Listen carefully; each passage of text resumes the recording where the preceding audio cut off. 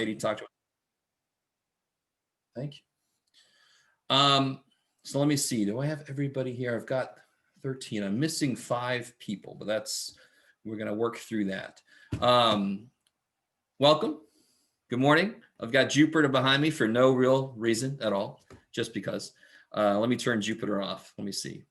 Bum, bum, bum, bum. Hey. It's my little corner of the house that's clean, mostly. Everything has been shoved that way. So you know how it goes. I'm sure somebody else is the same way. So a couple things. Hopefully, I noticed that most of you guys have logged into Canvas. Most of you guys have done the practice scan that's on Canvas, which is very appreciated. I have a couple of ulterior motives for asking you to do that assignment. And one of the major ones was to make sure that you pick a good app that works well with your phone or whatever for scanning. Because on my end, if I get stuff that I can't even see, it's a little hard to grade. So let me show you a couple things. Let me see. How do I? Good Lord, I got to remember how everything works now, man. All right, here we go. Kabam. All right, so you should be seeing my Canvas now, right? Let me become a student. Bam, I'm a student now. Maybe I will be. Here it comes. So when you log into Canvas, you see this bad boy. Over here, you see all the stuff. So I've already put chapter 1 homework location. So what you're going to do for the homework, hopefully this made a lot of sense. You do not have to get my math lab, right? I'm not a big online homework person.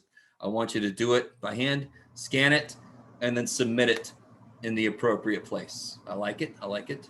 And then I will look them over, and you can access the feedback immediately on Canvas once I'm done grading it. Does anybody, if you've turned in your practice scan, I have graded it. I have looked at it. So you should be able to go into Canvas and see my feedback. So I put some kind of notes on everybody's assignment. So you should be able to get in there and take a look. You guys with me? Let me know if you have any troubles with that. If you go to modules, which is the main place to go, and again, I know some of you guys, this is new. This is going to be something that we do. This sounds intriguing, human bingo, but we'll see what the hell that is. You're going to work through this unit 0, and then once you get all of this done, and a lot of you guys have done this already, there's a few things to watch. Then these will open up. I have no idea. This shouldn't be really, shoot, I didn't want to do it. Well, maybe I did. Yes, I did. I wanted to do that. Sorry. This is a very strange, I never wanted to be an online teacher. And then all of a sudden, that's the only way I can be a teacher. So that doesn't mean I'm going to do a pitiful job, hopefully. I've gotten a lot better at this. But with that said, anytime you guys notice something I am doing, and you know other teachers have a better way to do it, I am without shame, I don't care. Let me know. Say, hey, my teacher does this and it works really well. I'm like, kick ass. I'm going to steal that. That's fantastic. You guys all with me? So if I am not doing something as well as I could be compared to other things you've seen, then just let me know. Let me know. Let me see. Anything else I want to show you up here? So please, dear God, watch these videos. This one I created so we don't have to do the syllabus today. I do want to point a couple things out, but I'm not going to talk about the whole syllabus. Let's see. The syllabus is right here. Kabam! There it goes. All right. Wi-Fi not too bad. There's all the syllabus. And the homework sheet is right here. And I want to point a couple things out about the homework sheet. One thing is, now this is really driving me a little insane. They gave us the important dates. Everybody stay with me now. You know, like the dates, the last day to drop without a W, right? The last day to drop, the whatever. The last day to apply for pass, no pass. And those dates were so off from previous years that we have checked, the department chairs and all this, we put in saying, can you verify? And I haven't heard a damn thing yet. So I'm a little concerned. So I don't have the important dates like the last day. So normally the first day of class in intercession is the last day to drop without a W. Are you guys with me? They said it was some later date, but I am not sure if that person that gave me those dates was correct. So I'm really sorry that I don't know this, and it's driving me a little crazy that nobody will get back to me about what the correct dates are. Let me see what else is up here. So the days for quizzes are up here. Notice our first quiz is the 7th, which of course is this Thursday. Is that what that is? Yes. Right. You guys with me? Everybody with me? Blah, blah, blah, blah. There's the midterm, big bad boy there. And then the final, blah, blah, blah. Okay. One other thing I want to make sure you guys understand right now. Look at this assignment right here.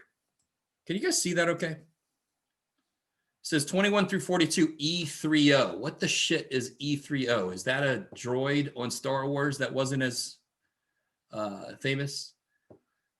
It's like C-3PO's cousin, E30? No? Anybody? What does E30 mean? Every third one. Yeah, it says right up here. Holy shit. So what do you think? Syllabus, right? Every fifth one and every third one? Every third one. Syllabus, didn't you? It's right here. Yeah. Yeah. So what would E50 mean? Every fifth one.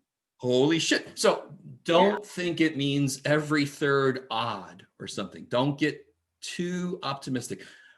I think I try to assign enough homework, but not too much homework.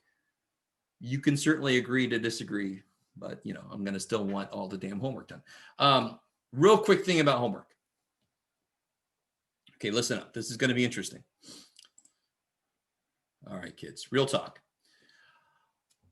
The way homework works in any class, in any college class, is I am going to say, turn it in, finish it, correct it, all this kind of stuff, right? You are going to do what you can. You are going to do what you can. You're going to do enough homework to be ready for quizzes and tests. If that means that you don't finish all the homework, you do what you can and turn it in. Do you guys hear me? I am going to say, finish this or correct this or whatever. And you're going to say, all right, whatever, dude. I really want you to understand this. This is so weird. I don't know if you guys are with me. You have to make this your own thing. I have assigned homework, enough homework, I think, that gets the ideas in your brain. If you cannot do every problem, you do as much as you can and you turn it in. And I'm going to like, and you're like, whatever, dude. Not exactly. Don't be careful. I don't mean, you know, whatever, dude, but you have to do what you can. How many of you guys have a job? Anybody? Do you guys see where the raise hand option is? There we go. All right. There's some hands. How many guys have oh, there we go. There's all kinds of emotions. All right, let's do this. Do you guys see where it says participants at the bottom of the screen? If you click on participants, then you can see raise hand, yes, no, and you can just say yes also. Do you guys see all the yes, no, and all that kind of business? All right. Okay. I cleared it all away. How many people have 2 jobs?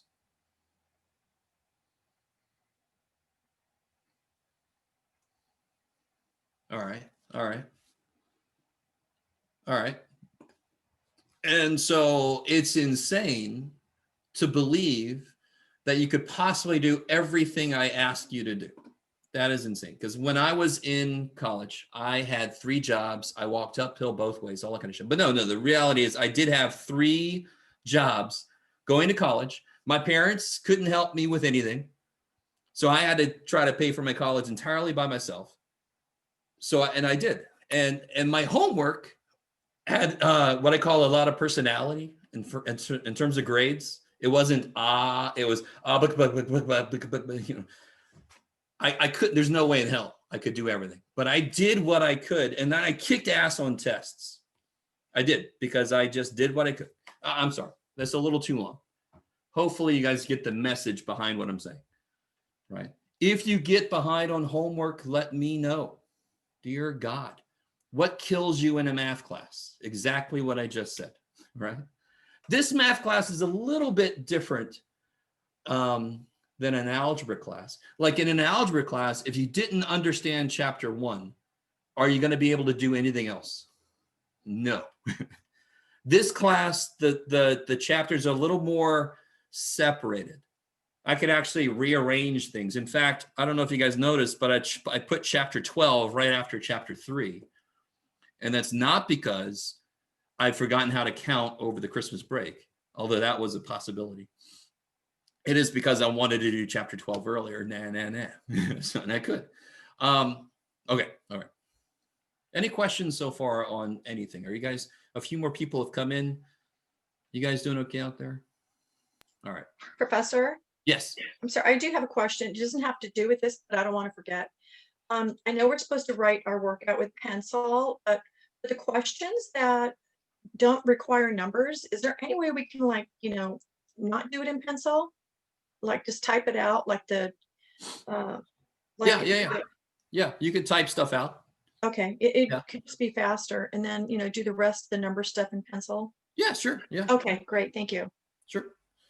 Let's see. How's everybody else? Anything? Have you guys all watched the video on the syllabus? Is there any questions from the syllabus? Because like I say on the top of the syllabus, that is a legal contract. By enrolling in the course, you agree to all the terms in the syllabus. So thankfully, it's not like what do you call it? One of those agreements you got to make for some app or something that's like 16 pages long, and on page 8 you give over your firstborn or something. Okay, I don't want a firstborn. I don't want no, thank you. Let me see. Anything else I want to say in general? I think that's enough. Let me do this. This will be interesting. All right. Oh, good. All right. Thank you. I try to make it clear. I know I'm a math teacher, but I think I can put sentences put words into sentences, into paragraphs. Although I had trouble right there, but what you should see in a minute. I'm very curious. And notice I'm not asking you. So I'm going to ask you a question. I'm going to poll you guys right now. I'm going to launch it. Let me know if you can see this. All right, here we go. Here comes a poll coming at you.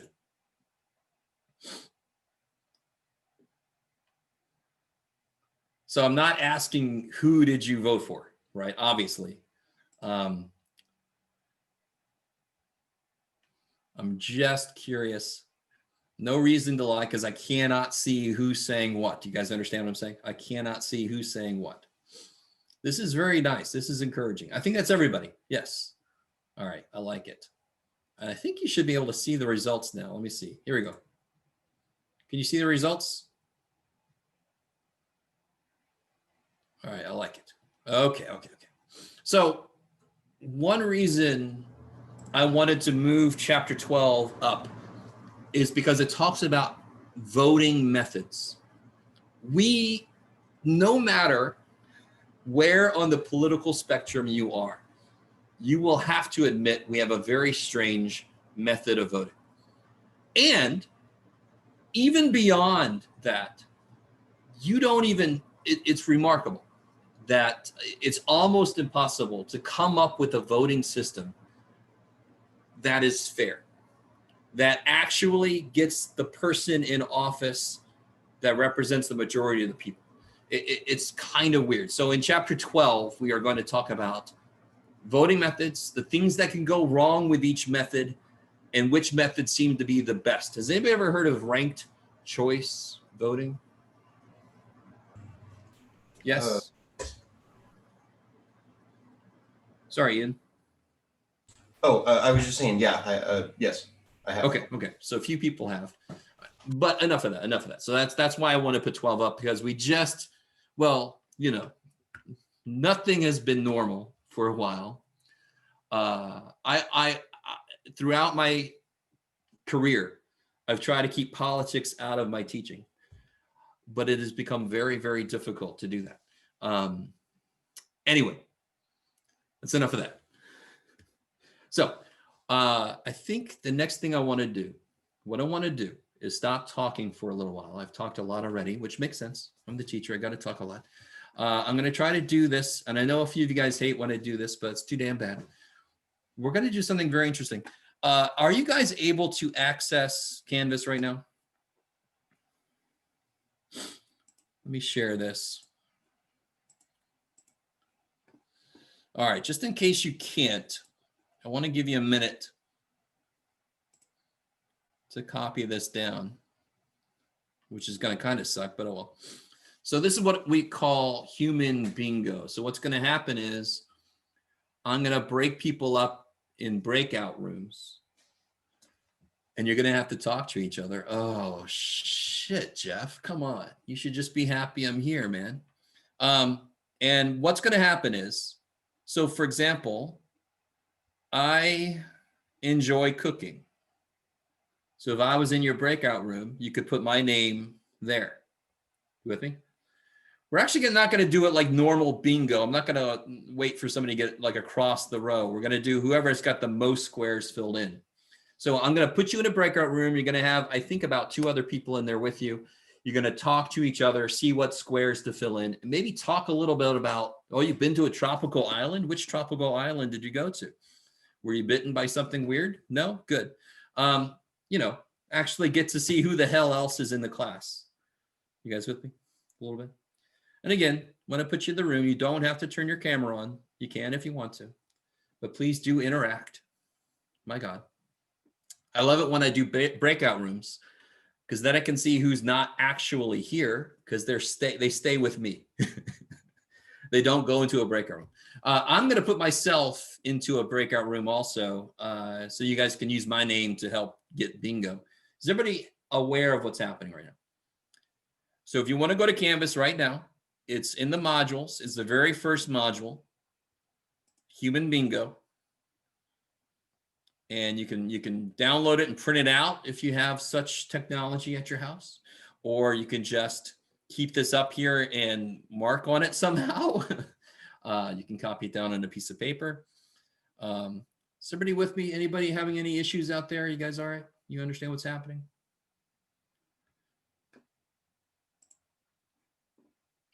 Everybody okay? Everybody able to access that? Okay, I love it. You guys have got to work with me. This technology sucks. Okay, so let me create some breakout rooms. Let me see, how many people do I have? 16. All right. So let me do this. Yeah, that'll be perfect, I think. Yeah. Let's do that, Jeff. Bam. All right, here we go. So you're going to get a link on the screen. I want you to go. Oops, shit. Let me do this again. There we go. That's better. Yeah. All right, here we go. So go to your room when it comes up and then do the human bingo thing and let me know if you have any issues. Here we go. You should have a link on your screen to go to a breakout room.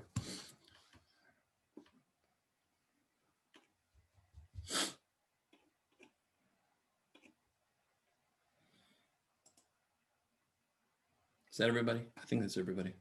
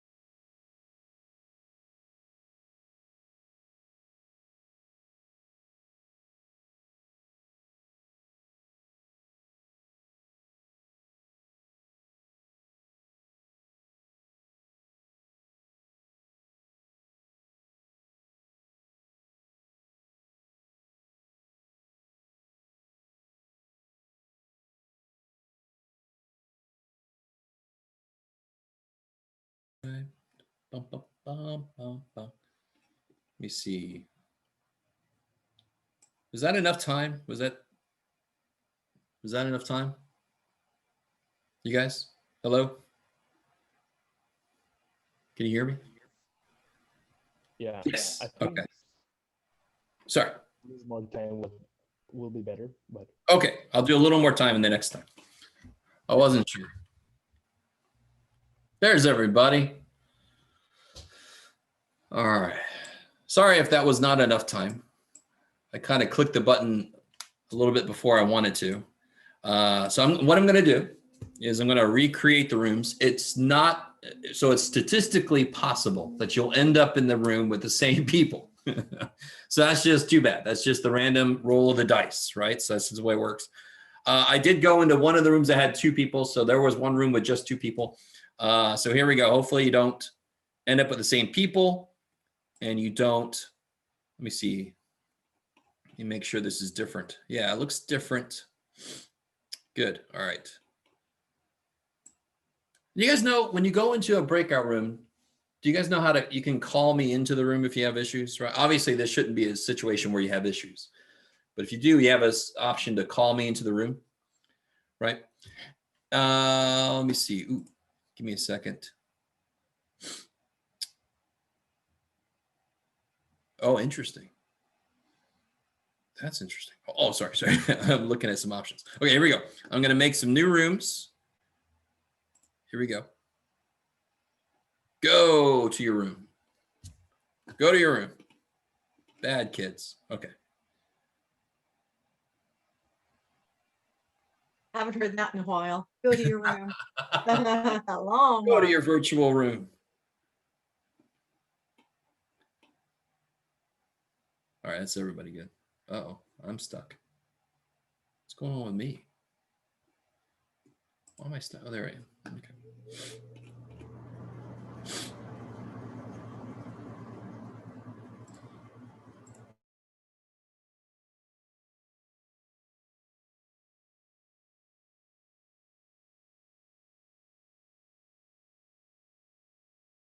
You start recording.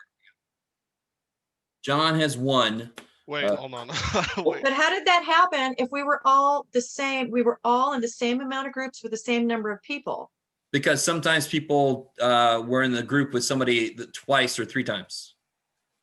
Sometimes Okay. people were in a group of 2. With different people. Because like in my Yeah, second group, exactly. I had the same 2 people and we only had 1 new person. I get it. There you go. Okay. There you go. And and again, it's kind of like playing the, what do you call it? Going to the casino and playing the machines where you push the button now, you don't even pull the lever. It's all just random choice, random happenstance. Okay. So you don't even win a mug. I'm sorry. You just win all of our adoration for like a minute and then we forget about it. Sorry, John. That's all you get. If that's not enough, I'm sorry. It's too bad. All right. So hopefully, so it's difficult. I do want you guys to have some of the experience of being in a classroom. So this obviously can't do that. And one thing that you guys miss is being able to meet other people and just learn from other people in the classroom. So that kind of sucks. I will try to do breakout rooms a little bit. I'm not going to do it a lot. There will be some stuff that you guys work on together, some group work. So we'll just see how that goes throughout the semester. The 4 weeks. So we're going to start. Let me pull this up here. Let me show you something. All right. Let me see if I can do this. Too many moving parts. Dadgummit. There we go. All right. Oh man, look at all this stuff I got open up here. So here's the book.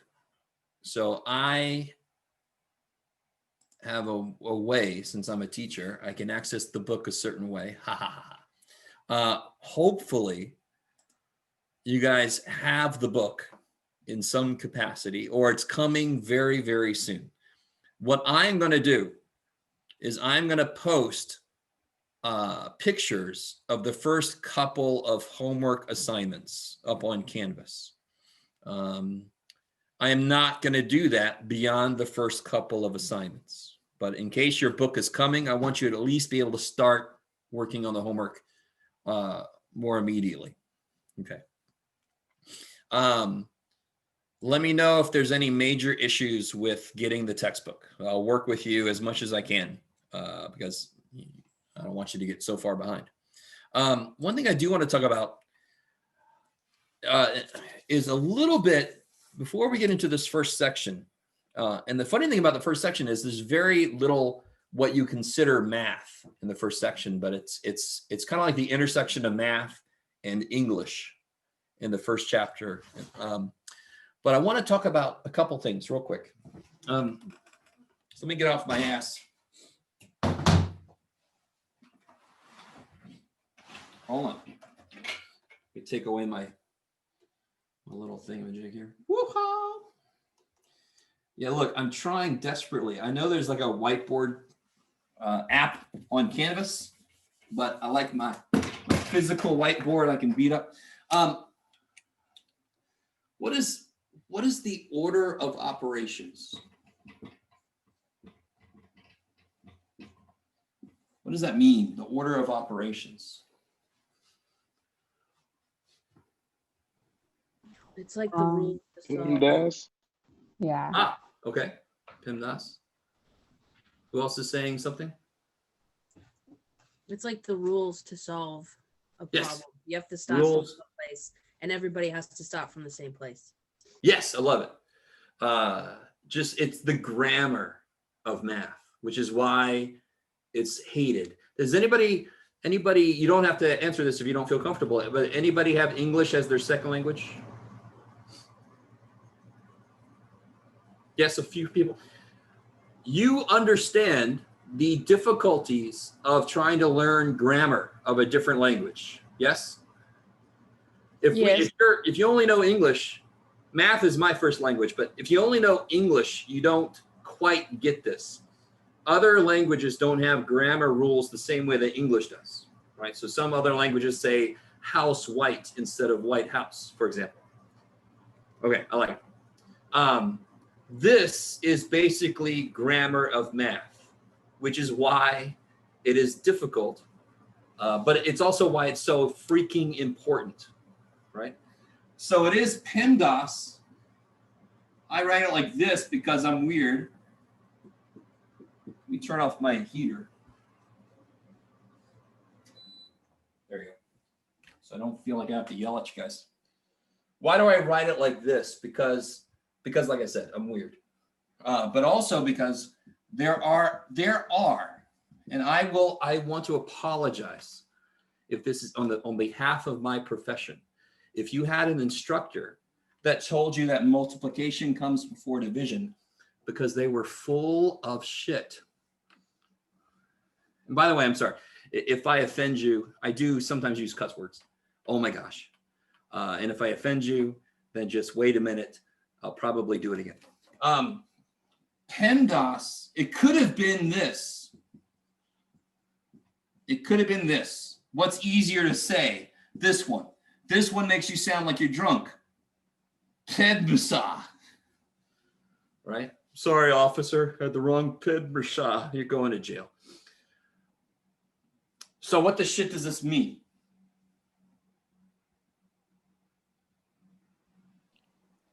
Parentheses. Parentheses. Exponents. Exponents. And then, of course, multiplication, division, they're on the same level. Addition, subtraction, they're on the same level. So, for example, and I see this on Facebook all the damn time. And I know I'm an older person. That's why I'm on Facebook, right? I'm not quite on the Instagrams or the Snapchats or the TikToks. I am on the Twitters. I'm only saying on the internets. So if I had something like this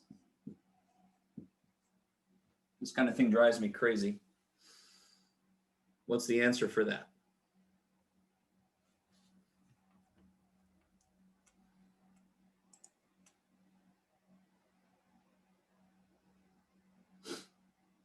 Whoa, no. But can you guys, I'm sorry. I don't know if you guys can all see that. It's not 4 minus 23. It's 4 minus 2. What's this symbol? Multiply. Multiply. So it'll be 4 minus 6 because you do multiplication division before you do this. So it's -2. I like it. Thank you. So you guys got that right. I like it.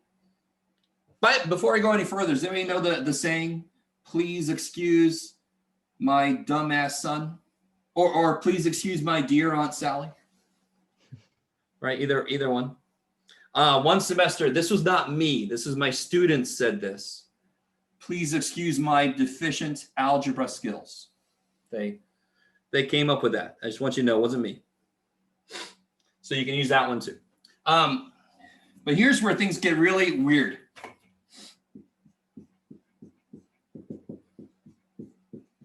All right. It's really weird for a couple reasons.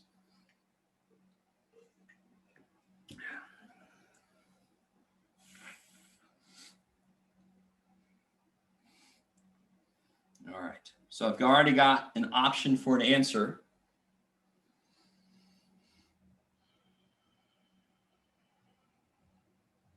What level is this on? Everything. Is anything on a different level? No, they are all on this level, right? What does that mean? That means you do it as it comes, which I haven't seen happen yet. What's 4 times 4?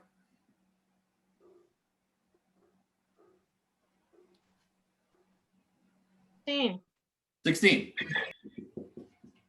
What's 16 divided by 4?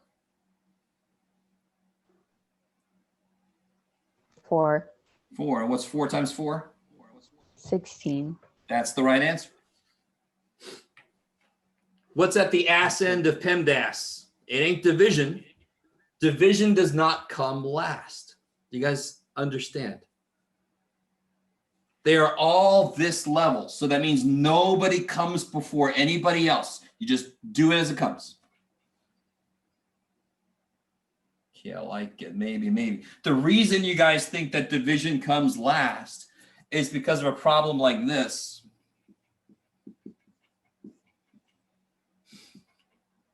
What do you got, Jeff? It doesn't matter. Sure. What would come last here?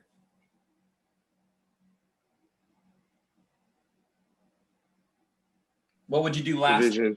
Division. If I wanted to write it in a straight line, is this correct? Yes. No. No. What does this say? This says, what would come first in this line here? What would come first? Division. Division. That comes before addition, subtraction. You guys see that? So this is wrong. The right way to write that is like this.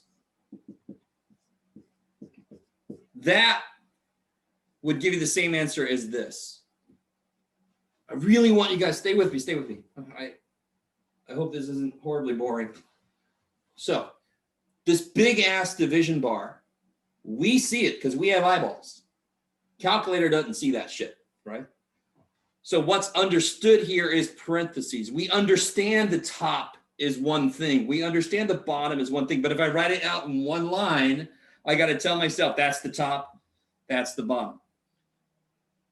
But then you guys take this idea and apply it everywhere that division shows up. That's not what this says. You do it as it comes. Okay.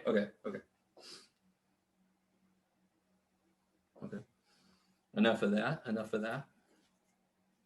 I do want to take a second, not a second, maybe several seconds, and talk about the problem that was on the practice scan. It's not exactly this, but it was something like,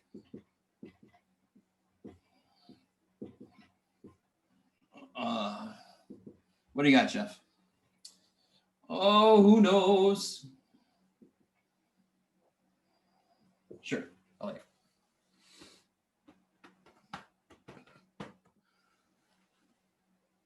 Now, it's very possible that some of you guys have not taken algebra in a long time. Hopefully, everybody here has taken algebra. at some point in your life. Can somebody tell me what the first thing is to do in this equation? You gotta solve the parentheses. You've got to do this. I love it. You have to do the distributive property. Ooh, I like it. Who's? Oh, sorry, it's Dana, it's me. Oh, that's sorry. I thought she was helping us out. Dang. All right. Oh, yeah. It's the distributive property. Distributive property. No, I was listening to the voice in the background. You've got to do this so that the parts are free to move around. Right, so you kind of like free in this is stuck in here right now. If you distribute the 2, then they're not stuck anymore. So you get 3x. Oh, let me change this. Change this to a minus, because that's more like what it was, I think. It's gonna throw off my whole problem, but too bad. So negative 2 times 5 is negative 10. Negative 2 times negative x is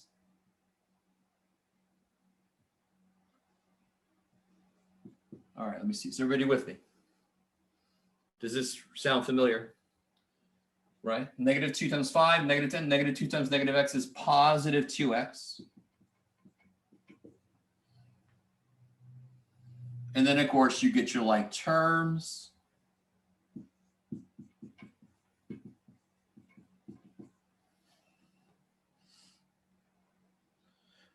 And then it's all about, equations are all about getting the variable on one side and the numbers on the other side. So let me move my variables together over here, and I'll move my numbers together over here. When I do that, I do the opposite thing so it cancels. And then, of course, the last step is almost always divide. So hopefully that sounds familiar. Become a 3. And you can write that as a mixed number, and you can do that as a decimal, whoop-de-doo, whatever, right? Okay. I was talking to somebody earlier during office hours. This class is not going to have a ton of algebra. It will have algebra, just not a ton of it. And there will be other stuff like percentages and decimals and fractions and stuff, that computation stuff. Okay. All right, so that was a quick little refresher on a couple things.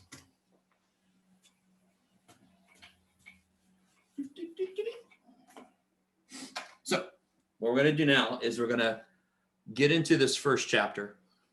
I'm going to talk a little bit about some of this, then we're going to take a break, then we're going to probably finish up about halfway through the chapter, I think is what I want to get through. And this first chapter is intriguing. It's all right. Independent of how you feel about political figures and politics, I could create a book about examples of fallacies using tweets of certain people, statements made, and not just one person, right? Not just Trump, but quite a few other politicians use logical fallacies, not because they're making a mistake, but because they know people don't understand logical fallacies. So their argument sounds good when it's actually shit, right? But then they can convince enough people. Anyway, so I am not here to make you believe a certain way. The whole point of chapter 1, and quite a few other chapters in this book, is to show you how, and chapter 1 is about how do you dissect an argument? How do you tell if an argument is strong? How do you tell if it's valid? And how do you tell if the conclusion is true, right? Those are all related, but not equal to each other. Are you guys with me so far? It's amazing. So, logic. Oh boy. Logic. What do you guys think when you hear the word logic? Is there a rapper named Logic? I can't remember.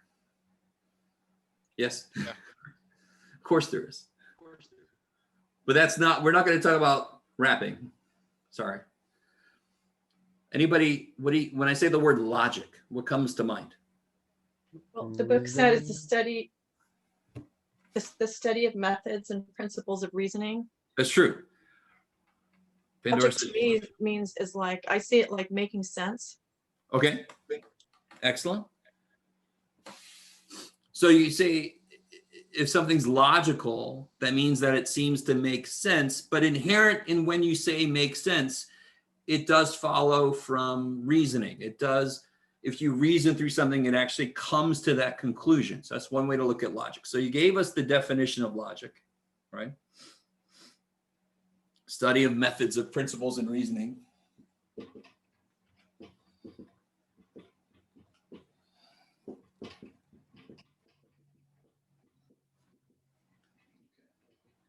So that's the cold hard fact about what logic is. You have another word. Anybody ever heard the word epistemology? You think of Spock. I love it. See, that's exactly what I wanted to hear. Spock is very logical. Unfortunately, people, okay, real quick thing about that. People think that logic and, how do I want to say this? Logic and emotion or logic and feeling are two separate things, and that is not exactly true, right? Logic is not cold and heartless.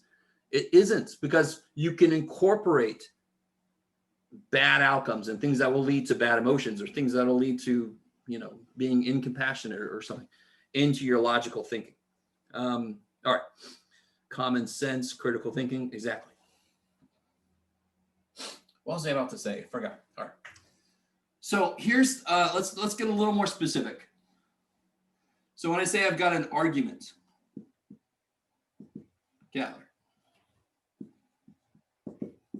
Now people hear the word argument and they think disagreement, but that's not necessarily true. They hear the word argument and they think violence possibly, or anger or something, right?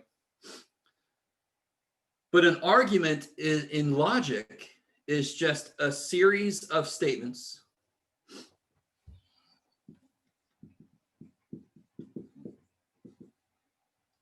that we call premises. Right, so there's a series of statements, premises, that try to support a conclusion. So there's kind of like a famous argument. Let me know if you've ever heard this one, right? Let me know if you've heard this one. All men are mortal. All men are mortal. Socrates is a man. Therefore, oh Jeff, Socrates is mortal. Socrates gonna die. And he did die, as far as we know.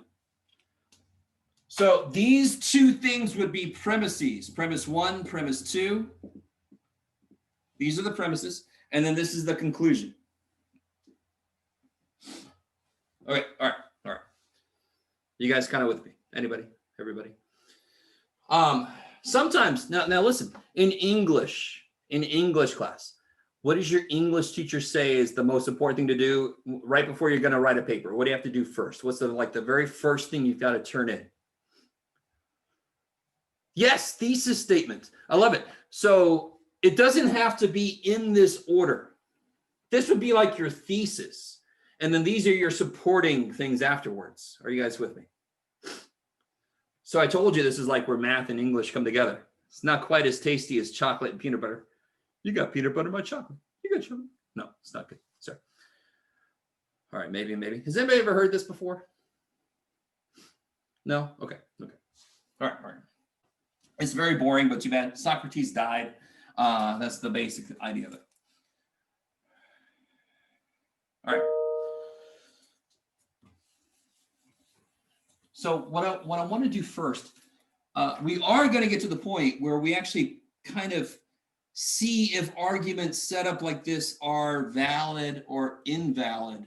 For example, What if I said this? Let's do this for a second. Valid or invalid. Premise 1. All math teachers like The Mandalorian.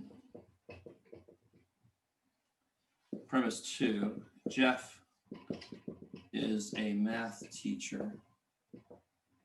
Premise 3, conclusion, Jeff likes The Mandalorian.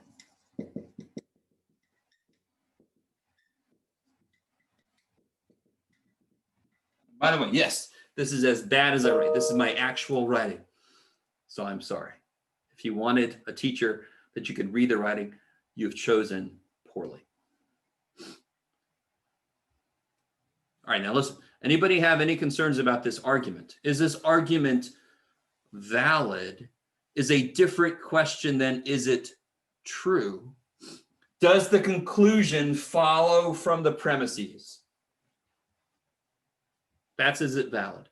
Does this conclusion follow from these? Yes. Yes, it does. Now, that's a separate question from, does anyone have an issue with any of the premises? Come on now. How do you prove premise 1? Yeah, in fact, I would almost be to the point where I'd say premise 1 is false. I personally know it's false, right? But you have to, there's no way in hell that every single math teacher, but it's not impossible, but I can't prove this, right? Or it'd be very difficult to prove that. So this is a valid argument, but does that mean that the conclusion is true? No, because one of the premises might be false, right? Even if, do you guys start to see that you have to be careful with the words? A valid argument does not mean the conclusion is true. Because you guys, I'm almost certain you guys have heard of the phrase a valid argument. You need to make a valid argument. And then secondly, your premises all have to be true. Then you know the conclusion is true. If the premises, if any of these are false, the conclusion could be true or false. We don't know. And that's why it's not a very, it's not a valid argument.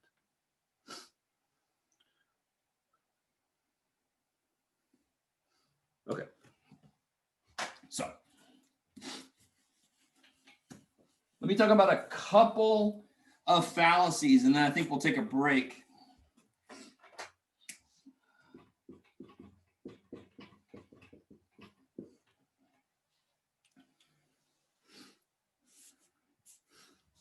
All right, so the very first fallacy, let me just put the phrase down.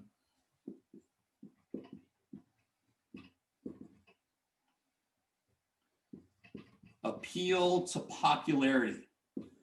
I've heard this one so much over the last 4 or 5 years. What is your gut reaction to the phrase appeal to popularity?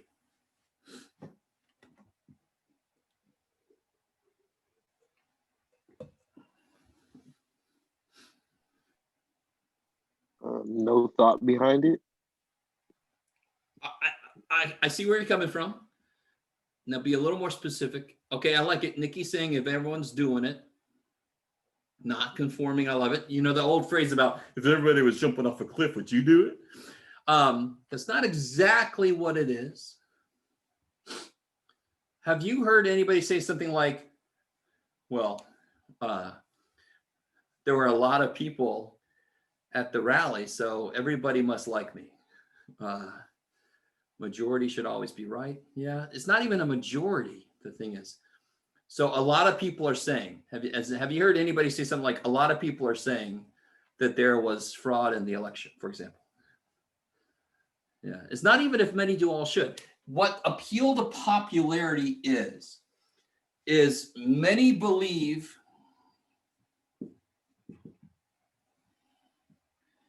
P is kind of like, you know, PQRS. Let me get this out the way right now. for logic, variables will represent kind of like premises. So like I had P1, P2, but we use P, Q, R, S. They represent statements, right? So many believe some statement is true. Therefore, that statement is true. That is a fallacy. That is fallacious. That is false thinking. Does that mean that P is false then? If this is incorrect thinking, does that mean P is false? I really want you guys to understand. Not necessarily. Exactly. Good. Perfect. Yes, I love it. So many of these are just, we don't know. Many people believe that season 8 of Game of Thrones sucked. Therefore, it's true. That is fallacious. Could it have sucked? Yes. Could it not have sucked objectively? Yes. But to say that many people think so, therefore it's true, is fallacious. It's not a valid argument. It's incorrect. That doesn't mean the conclusion is right or the conclusion is wrong. It just means it doesn't follow. Are you guys with me? This is remarkable when you start to learn about these fallacies and you think back, if you paid any attention, and I'm not just picking on Trump, in case I got any Trump supporters out there, I'm not picking on Trump. This is all politicians. It just so happens that Trump I can make a book based on, but it's all politicians. All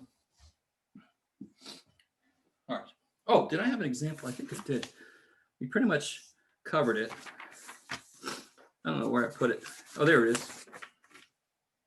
Oh, yeah. Nothing really.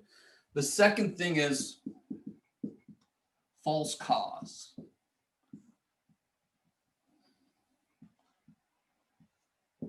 False cause.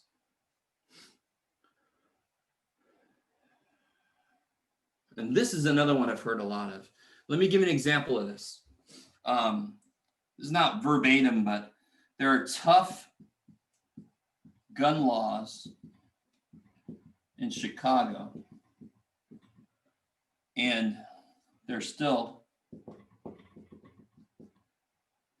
let's see, and there's, how do I say this?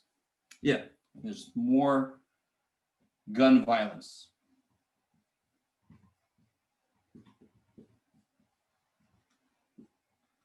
There.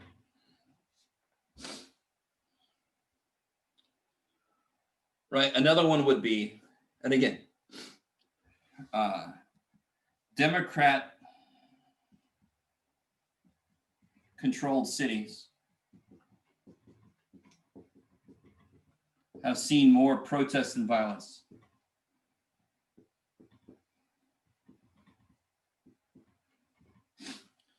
So do you understand? False cause is incorrectly assuming that just because two things happen at the same time means that one is causing the other one.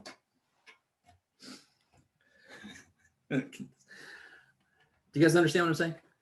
And again, holy shit, that doesn't mean that the conclusion is wrong or something, right? This makes it seem as if the tough gun laws are causing the gun violence. That's interesting. This makes it seem that the Democrats somehow cause more violence, right? Am I saying that they don't? Am I saying that this is wrong? No, but I am saying that this is fallacious argument. You haven't proven the conclusion you made. Okay, maybe.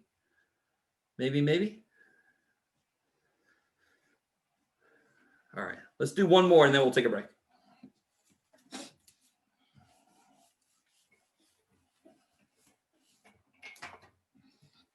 I think that's the appeal. Yes. Appeal to ignorance.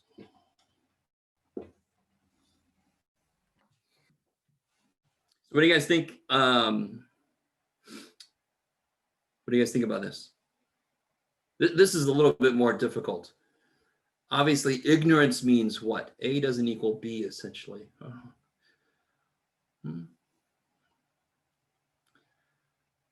So to be ignorant about something means to not know about that thing. That's all it means. So if I am ignorant about so many things, I totally am. I do not know how to put a transmission back together, for example. So I am ignorant about a lot of things about cars. I just am, right? I actually know the physics behind an engine better than I know anything about a damn engine, right? So I'm okay admitting this. But appeal to ignorance means this. There's no evidence for P, therefore P is false.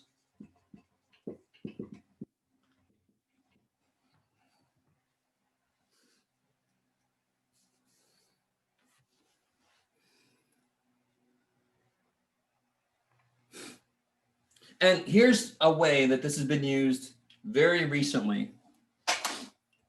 And again, this comes from a tweet. It's not exactly word for word, I don't think, but there's no proof that there was no voter fraud.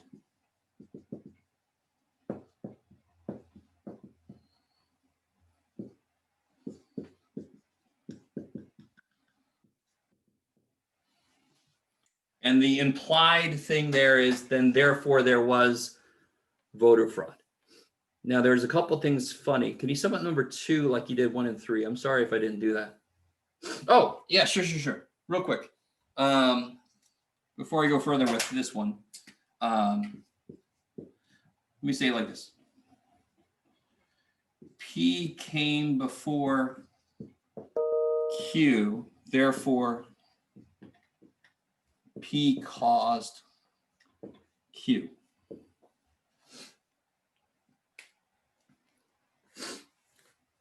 Right. I don't know if that, does that make sense?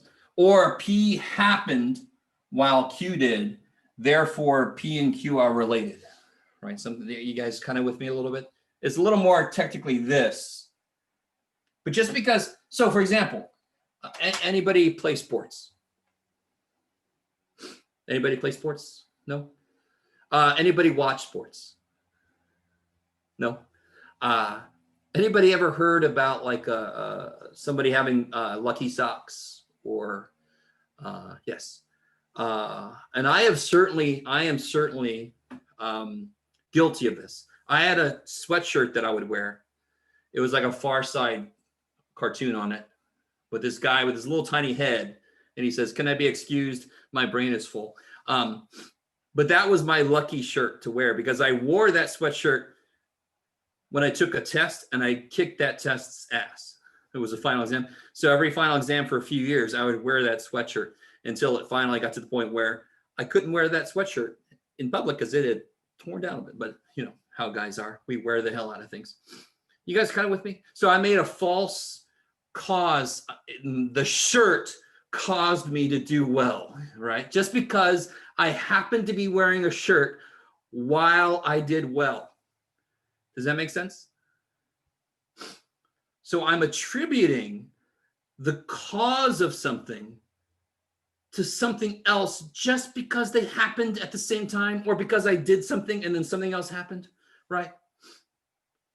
Sort of like I was thinking about my aunt and then she called me. So me thinking about her made her call me. Now, some of you guys might actually believe that, but that I'm not saying it's false. I am kind of saying it's false, but it's just an idea of false cause. Kind of like coincidence, right? Coming back to this, I forgot what I was saying about this. No proof that there was no voter fraud. And therefore it's implying that therefore there was a lot of voter fraud, right? Yes, there you go. If you've taken any statistics, that's a favorite thing I like to say. Just because two things are correlated does not mean that one causes the other one. I love it. Is everybody cool with this one? This one's pretty straightforward. What's wrong with this? Wouldn't that suck if the cops picked you up and said you killed somebody and they're like, well, there's no proof that you didn't do it, so we're gonna lock you away. Right? Where's the burden of proof? Who has the burden of proof? Has anybody ever heard that phrase before? The burden of proof. You have to, you're innocent until proven guilty. I like it. So in a court case specifically, the prosecution has the burden of proof. The defense sometimes the defense barely says anything because they don't have to. The prosecution didn't make their case. I don't know if you guys understand this. Normally you understand better with courts because a lot of people watch these court shows, right? The real and the fake court shows. But burden of proof is on the person making the claim, if you want to make it more general. So if somebody's making the claim that there is voter fraud, the burden of proof is on them. You can't say, well, you can't show me that there wasn't any voter fraud. No, that's not the point. We're not the ones making the claim. You are the one making the claim. You need the proof, right? And there are quite a few people that don't understand that. Okay. So let's take a break. How long of a break do you guys want? Oh, wait, I got a false cause claims that one thing proves another. False cause claims that one thing caused another. An appeal to ignorance says lack of proof for something means it's false.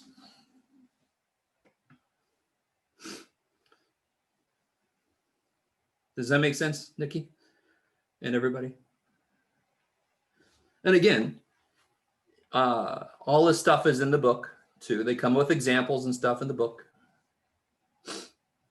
There is one that we're coming up to that I think the book basically got it wrong a little bit, and we'll talk about that. But for the most part, the book seems to get it right. Okay, so let's take a break. I give a total of like 30 minutes, maybe, for a break. So it depends on what's happening that day.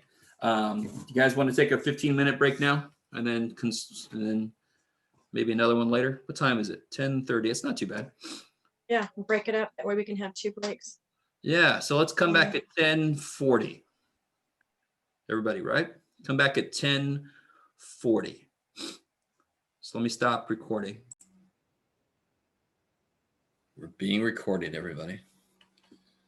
I think I got myself. No, yeah, I do. Okay. Let me see. Let me come back here. Okay. Back up here. Okay, cool.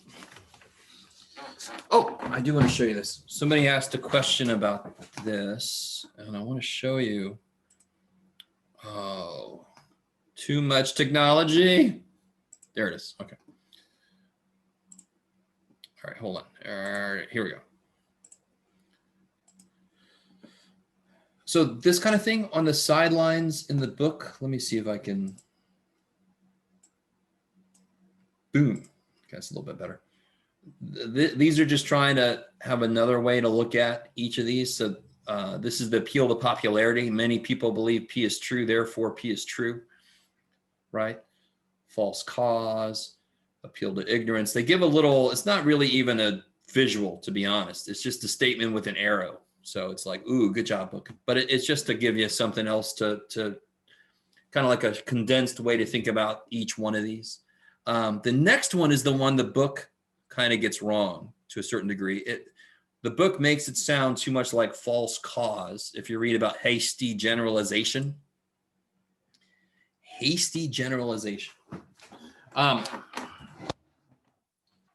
could probably tease out. Oops, I gotta get everything back.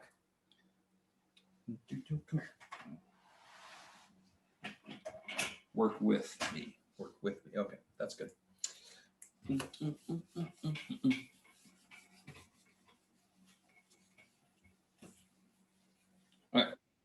Uh-oh, I lost somebody.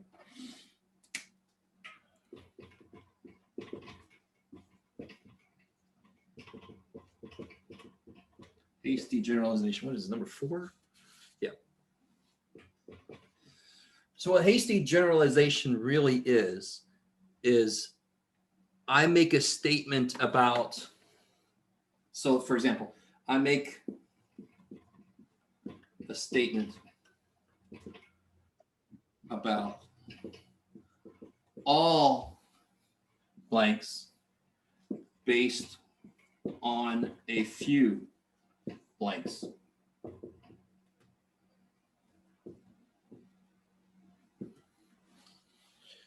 Right, so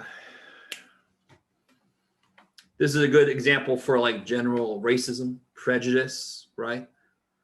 You could fill in all people in a certain group because I know a few people in the certain group that do something, right? So I'm sure some of you guys have relatives or people you know that feel this way.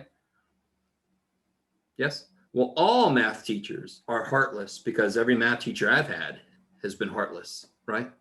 That's one that's maybe a little less controversial that we can just throw out there. You guys all with me? The book definition, for some reason, they make it sound just like false cause. I'm not sure why they do that, but they just do. Yeah, okay. Another way to say this is, here's a little bit more mathematical way to say this. Some B's are A's, therefore all B's are A's. Right, in this case, A and B are kind of the variables for groups or ideas, right? You guys, everybody with me so far? So that's the hasty generalization fallacy. Okay. A really good one that's definitely happening now. I think the book calls it limited choice, but it's better known as false. I think the book might also say it's false dilemma. What's the word dilemma mean? I want to make sure everybody's with me. Dilemma. What does the word dilemma mean?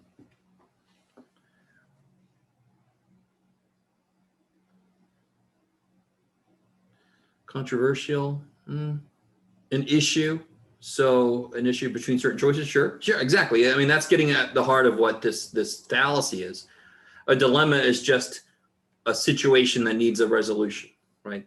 So false dilemma means to create something that seems as if it's a problem when it really isn't. So, and limited choice actually might make more sense. This is what it's known as, but this makes a little more sense, limited choice. So a really good example is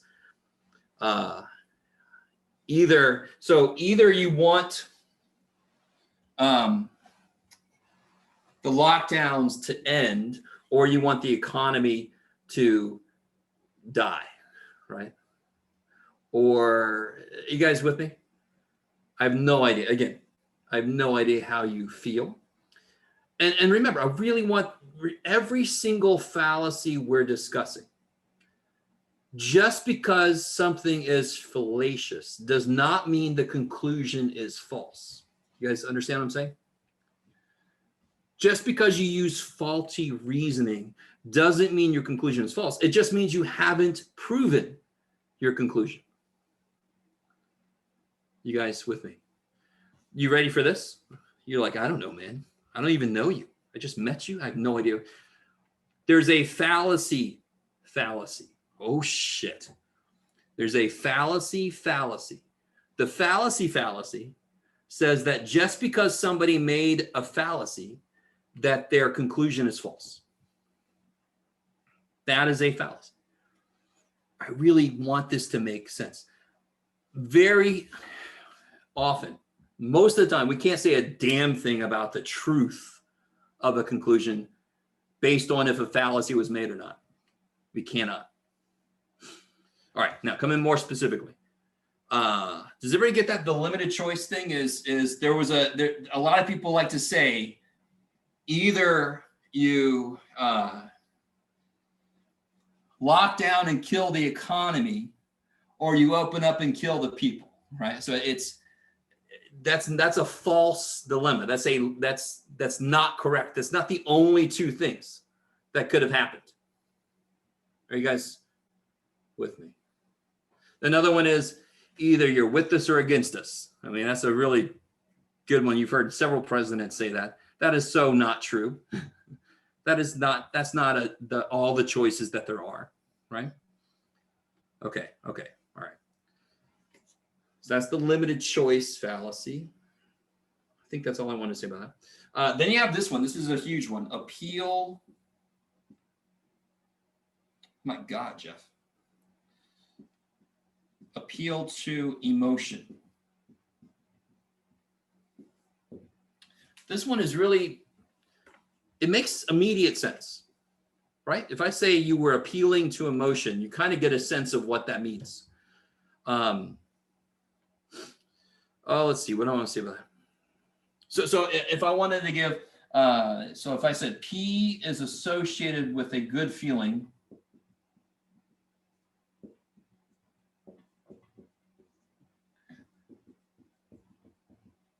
therefore, P is true. Or you can say it, of course, you could say it, if it's associated with a bad feeling, then it's false. Right, so one example of this, let me see. I had a good example somewhere. Oops.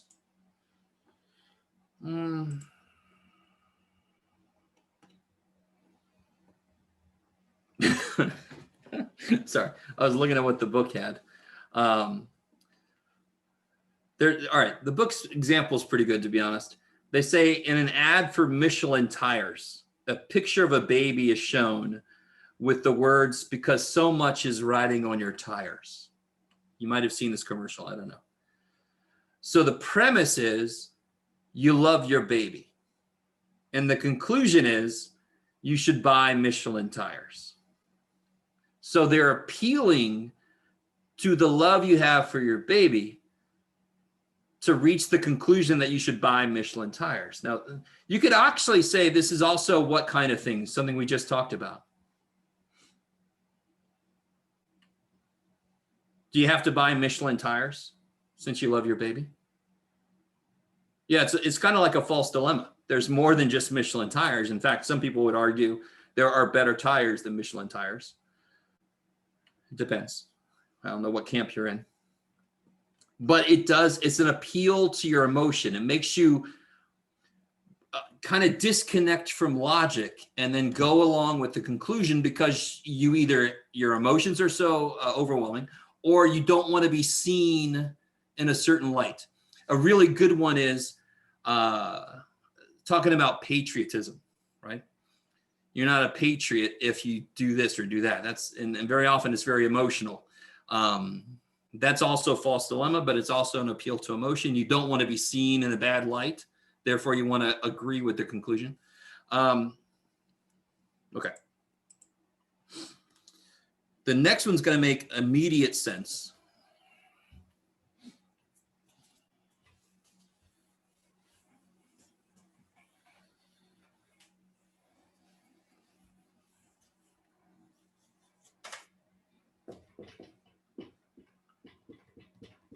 Personal attack.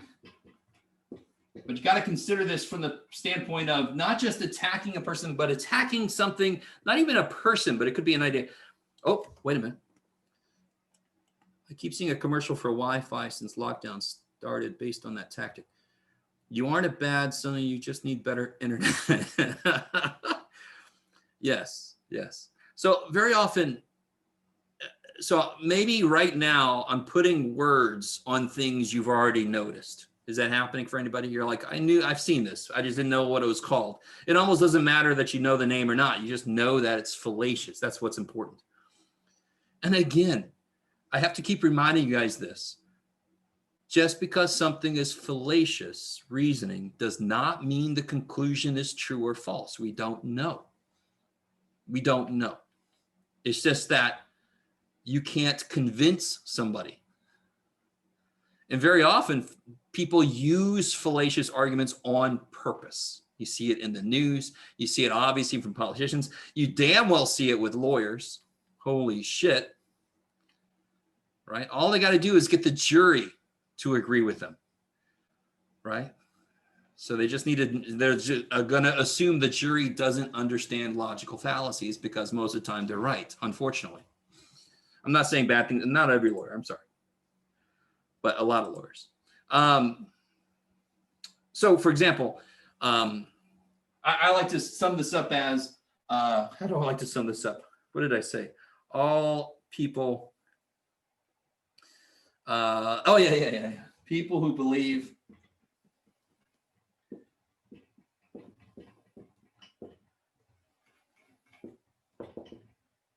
P suck, therefore P is false. That's the personal attack.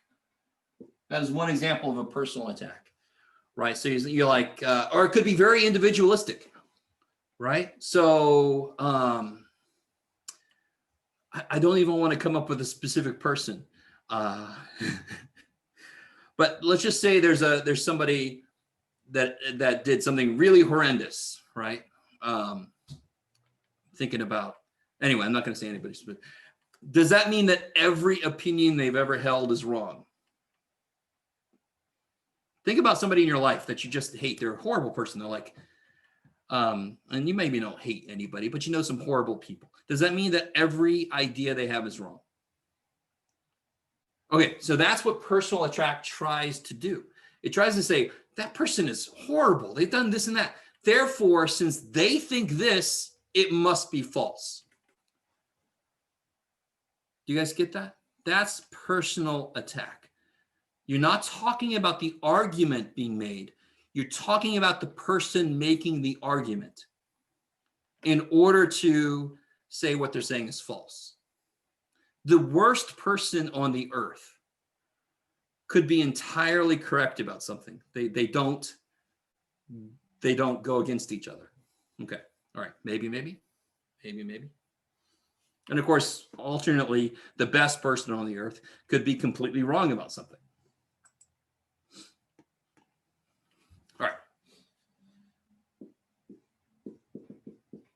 Whoops. Good Lord and a half. Circular reasoning. Oh my gosh. Right, so this is sort of like the example the book gives is society has an obligation to provide health insurance because healthcare is a right of citizenship. That is circular reasoning. So they basically said the same thing twice. So it's not even it's not even evidence for what I said. I just restated what I said. So society has an obligation to provide health insurance because healthcare is a right of citizenship. Aren't those two the same statement? And again, I sure as all hell, I'm not saying that it's false. I'm just saying that that is fallacious argument. It doesn't prove what they're trying to prove. So you see a lot of circular reasoning. Did I have another example of circular reasoning? No. Oh, too bad for all of us. All right. Maybe.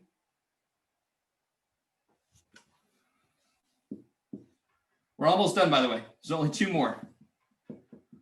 There's one called red herring. Have you guys heard of that? Red herring. Anybody ever seen the movie Clue? John, I like that. Well, all right, let's talk about John's statement for a second. What would you call the "you can trust me, you know me"? That sounds a lot like the one we just discussed, right? Well, not circular reason, but personal attack, but just sort of like the other way around. That's the very last thing I said. So horrendous people could say something true. Fantastic people could say something false. So that sort of sounds like it leans in that direction, John. Does that make sense? I'm a good person, therefore you can trust me. Can I always trust everybody on everything just because they're good people? No. Okay. Maybe. All right. Let me just get through these last two. We'll do a few specific examples. Then we'll get into the next section. This section is heavy. I don't know if you've realized this. This section is heavy on words. This section is heavy on definitions, obviously. The next section, we're going to have some actual stuff we can sink our teeth into a little bit. Right? That'll be nice. Okay. Let me ask that question again, because this is very important for me. Has anybody ever seen the movie Clue with Tim Curry? Yes. All right. I highly suggest you watch this movie. There's one scene in the movie where they say, was it communism? Communism was just a red herring. So a red herring means something that is unrelated to the actual issue. So something like this. So let me put all these. A is under discussion. Oops. B is brought up to divert attention away from A. I don't want to say that. Yeah, B is brought up, A is abandoned.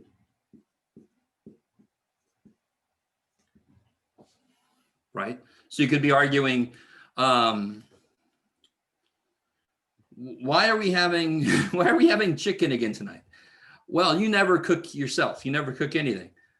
All right, that doesn't have anything to do with the fact that we're having chicken again tonight. All right, that's a really poor example. I'm sorry, but it's just the first thing that came to my head. So you're arguing about a topic, something unrelated is brought up in the hopes that it will divert you. In fact, the other name for this is diversion. Divert you away from the first topic. This happens quite a bit. If you ever watch interviews or I don't know, you'll see the person kind of try to deflect. If you watch the debates, you'll see this happen. I don't care which person you look at. They'll do this a lot. They won't answer the question. They'll bring up something else. And they're just hoping that the question won't be asked again. You guys with me? So this is definitely red herring. This is diversion. Okay. And then the last thing, I'm hoping some of you guys have heard this one before. Straw man. Not wicker man. I don't know if anybody knows wicker man. Straw man. So this is where you take somebody's argument and you make it as weak as you can, so then you can knock down that weaker version. Right? So let's see. What do I have? I've got nothing. Good job, Jeff. Dadgummit. I wrote a few examples down for some of these. Let me see. Here we go.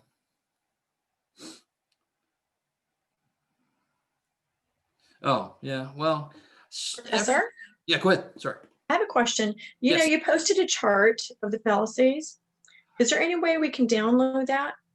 Yeah, We I'm can going to make show sure we that can in download it? I'm going to show that in a minute. You can actually open it in a different Oh, in a different tab, and I think it gives you the option to download it. yeah. There's a 'cause few I- on there that aren't in the book, and there's some in the Oh, book yeah. that aren't on there. But I just wanted to give an idea of some other stuff. Yeah, here's the thing about straw man. I don't know why every example is about abortion. I don't know, but every website I try to look up an example, it was about abortion. But basically, and you this has happened to you. I know it has in arguments where you say, well, no, I don't want to spend money on that. And then the other person says, you never want to spend money on anything. You just think that money should be in the bank. We shouldn't spend any money anytime. No, that's not what I'm saying. This has happened to you, correct? Because the other person can take your argument make it weak, make it something easy to defeat, and then defeat it, and then feel like that's done. I Yeah, know that happened to me with my teen at Zoomies the week before Christmas. What's Zoomies? Zoomies is a store where they like to shop. It's in the mall. Okay. And yeah, oh yeah, where they have really, cool things for kids their age. So what'd they do? And you're a tightwad. And it's like, Oh, I see. oh no. I don't spend all this money a month to have high-speed internet and a good internet, and we Yeah. eat good food. And it's, yeah. So I was thinking to myself, my goodness, yeah, tightwad. Yeah, Nothing there you tightwad go. about me. Nothing. There you go. And of course, this could relate to more than just that, but that's a really good example of a straw man argument. Has anybody ever heard straw man before today? No. Like I watched Wizard of Oz. No. Okay, so it's a couple of you. Have you heard of Steel Man? Like, I've heard of Iron Man. No, shut up. Steel Man is when you're being a good, you're being what's called a good interlocutor, but you're being a good person in the argument. You are making the other person's argument as strong as possible, and then showing that there's still problems with it. That's steel man. If you steel man somebody's argument, you're trying to show that even if it's the strongest it could be, I can still show you it's wrong. Straw man is just devious. They're trying to make the argument done by making what you're saying weak so that they can knock it down real easy. Okay, maybe. So let's do this. My God, that was a lot. That was 10 things. And there are more. Let me show you this thing that somebody was just talking about. So many windows. Here we go. Let me share the screen. Pop. So these are some examples of fallacies. There's straw man, for example, false cause. But then there's all this other stuff, these other gambler's fallacy, Texas sharpshooter, middle ground, genetic, personal incredulity is a really good one. You do not have to know these. I just wanted to put this up just because it's a cool little thing. You got Plato, Socrates, and Aristotle up there doing their thing. And it just to show you that there are more than what we talk about in the book. So you can look at this if you want to or not. You can look at the ones that are in the book. Let me see, like the straw man and the false cause, appeal to emotion. You can see what example they give. You with me? You can Google some more examples, and the book's got some good examples in it. Okay. And I think if you right click, you can save the image, or you can open the image in a new tab. Do you see that? If you right click that bad boy. All right, cool. I like it. All right, let me stop. Just let me pull the book up again. And I want to do a few things out of the book real quick. There you are. Okay.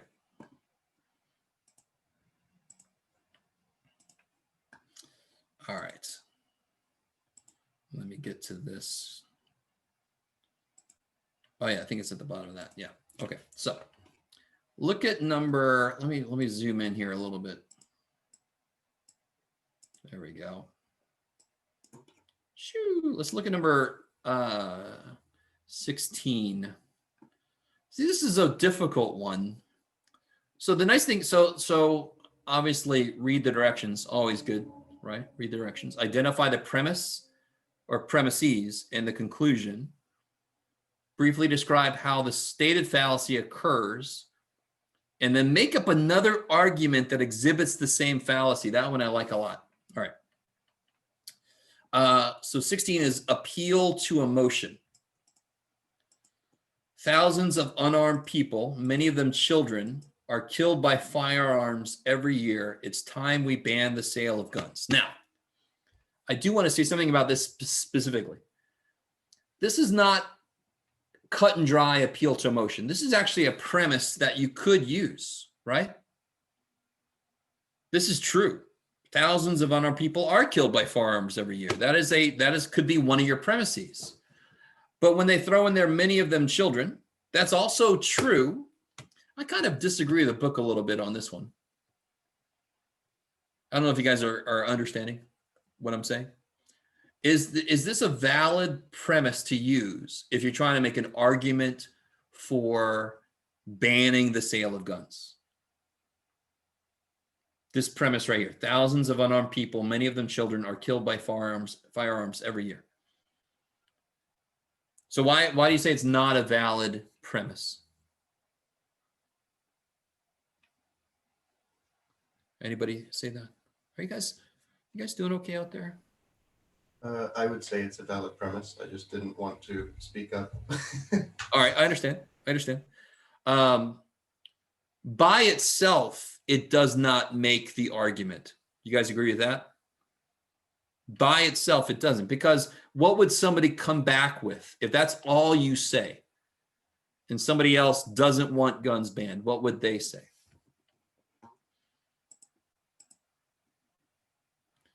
Well, it can be proven. It's a fact. Yeah, there you go. If that's the case, a lot of other things can be proven too. We need to see where it's proof, because guns also probably protect more people than people that have been killed by the children who have been killed by them. For example, if you're not protecting your child, that's on you if you're not protecting your child. So John basically, if you take your kid out to a place that's not safe, then and you put your child at risk, and there's gunfire, your child will be protected if you don't take him out. If you take him out, then he won't be. So how about saying how well were these children being protected all right. from that? So inherent in what you're saying is where's the data and what were the circumstances, right? Now, unfortunately, we all know that sometimes kids are killed in class, and you would hope that would be a safe place. And there's no parent that would be held accountable for letting their child go to school, right? For example, I don't quite agree with this being a pure appeal to emotion, because it is a provable fact what's being said. But by itself, it doesn't make a strong argument.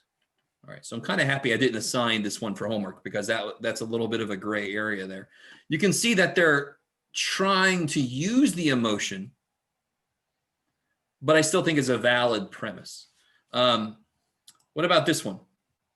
Senator Smith's bill on agricultural policy is a sham because he has accepted contributions from companies that sell genetically modified crop seeds. Wow, geez.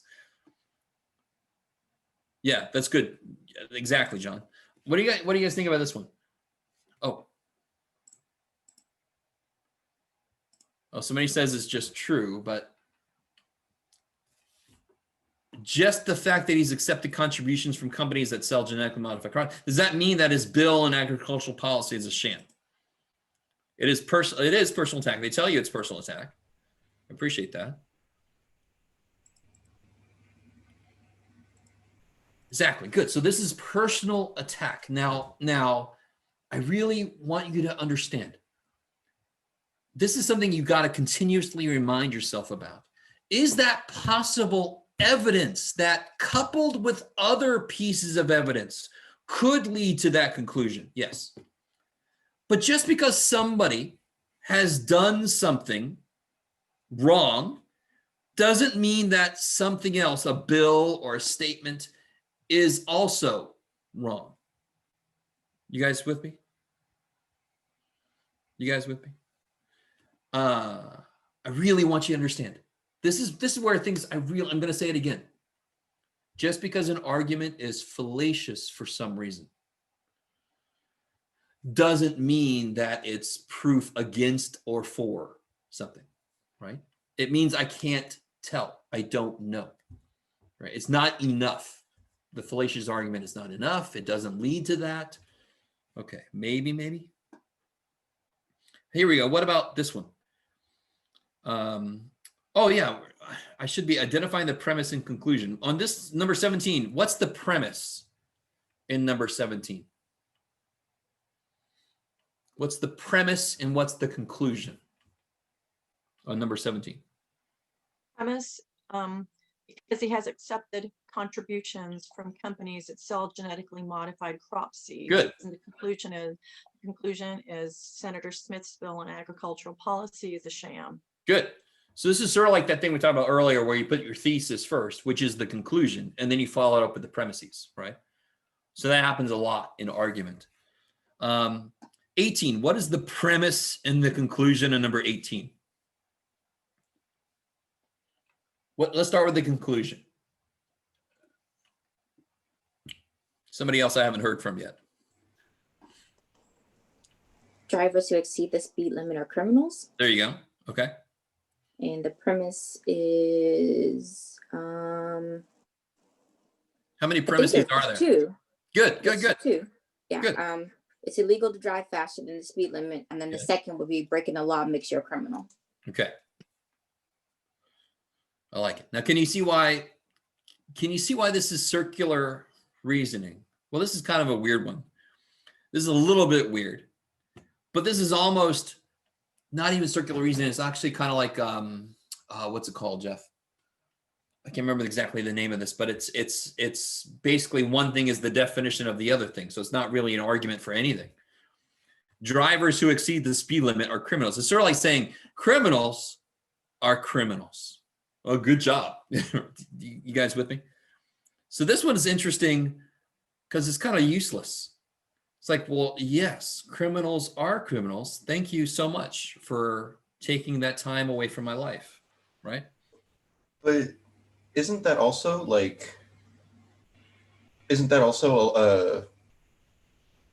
a logical like sequence? Like you could break that into three different what's the word? So I know what you're trying to say. You can break that up into premises and then a conclusion, right? But even more than that, you're saying one thing follows from the other things. Right. The problem is premise, conclusion. Yes, the problem is the conclusion is in the premise. Okay. Yeah.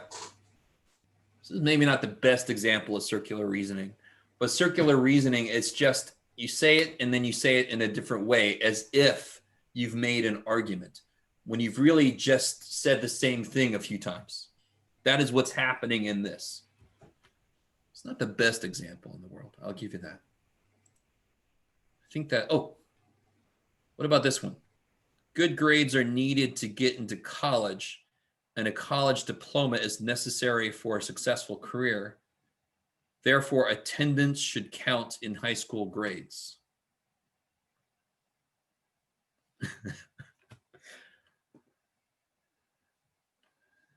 What comes up that has nothing to do with anything they were talking about?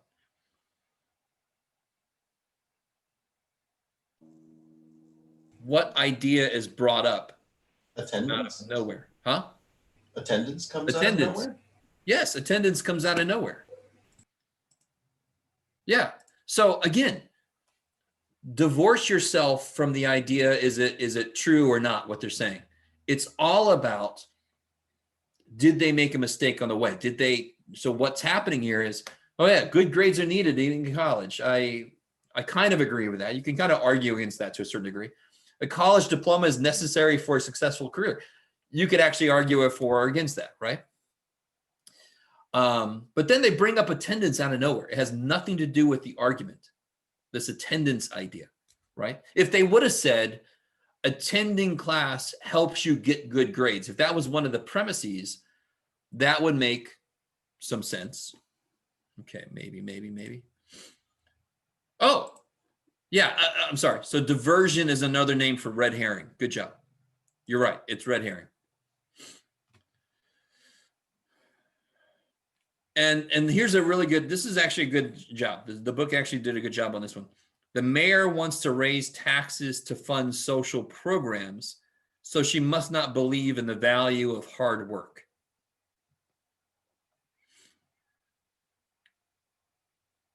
Social programs, like financial assistance programs and things like that.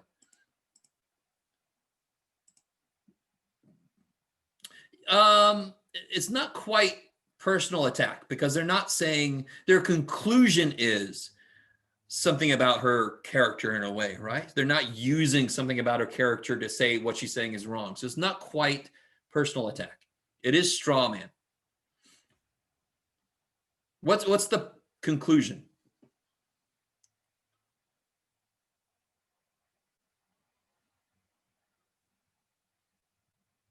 The conclusion is that she does not believe in the value of hard work. That's right. And then the premise is she wants to raise taxes to fund social programs.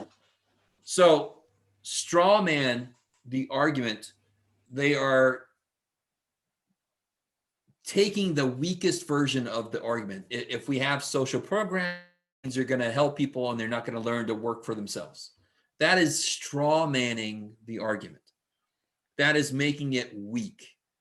Is that the only thing social programs do, is to make people dependent on the government? You hear this all the damn time. And again, you might believe that's true. You might believe that social programs do that. But is that the intent? That is why it's a straw man. Do you guys understand what I'm saying?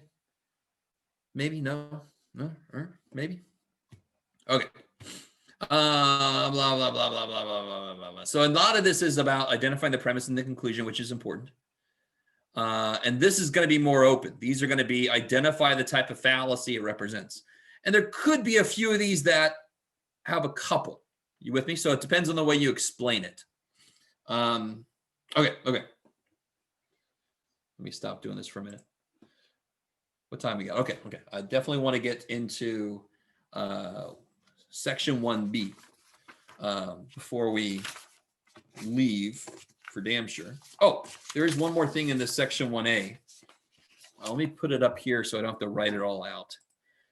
Oh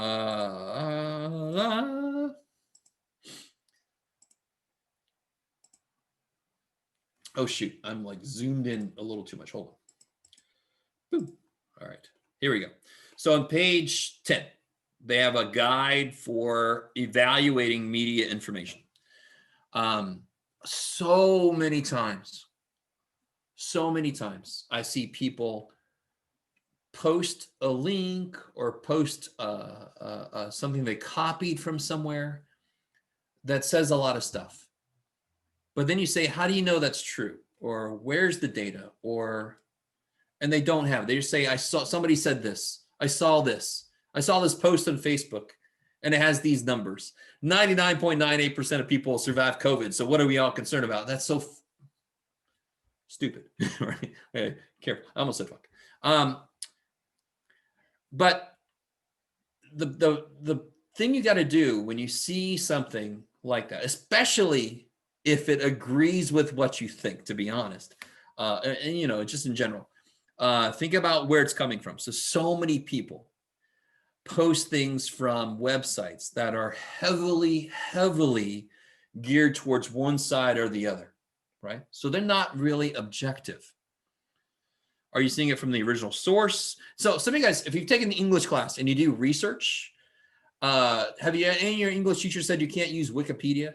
Have any of your research or English classes said you can't use .org for some reason? Some of my students told me that. You have to try to get to, what's it called? Primary source. Yeah, because if you get something from a website where somebody's describing the research or something, you could be getting just their opinions, just their take on things. Sort of like, well, no, I'm not going to bring that up. When Bill Barr gave us the one page about the Mueller report. Let's not talk about that. So consider the source, right? So if you just see something with no links, it's just a little chart with some percentages in it, do not even take that to be true at all. Try to research it yourself. Try to see where did that come from, right? So for example, survival rates of COVID. They actually don't know what it truly is. So if anybody says they know what it is, they're full of shit. Sorry. Check the date. That's a huge one, right? How long ago was it? So somebody gave me something about, you hear this, and I'm sorry I keep talking about politics and COVID, but Fauci said you shouldn't wear a mask. Well, that was back in March before we knew anything about anything. So shut up, right? Validate accuracy. So this one's a little bit harder, but you want to see, if you find a website with information, you want to see how that website does, right? And I think somewhere in here, I can't remember, there's, has anybody ever heard of Snopes? Snopes?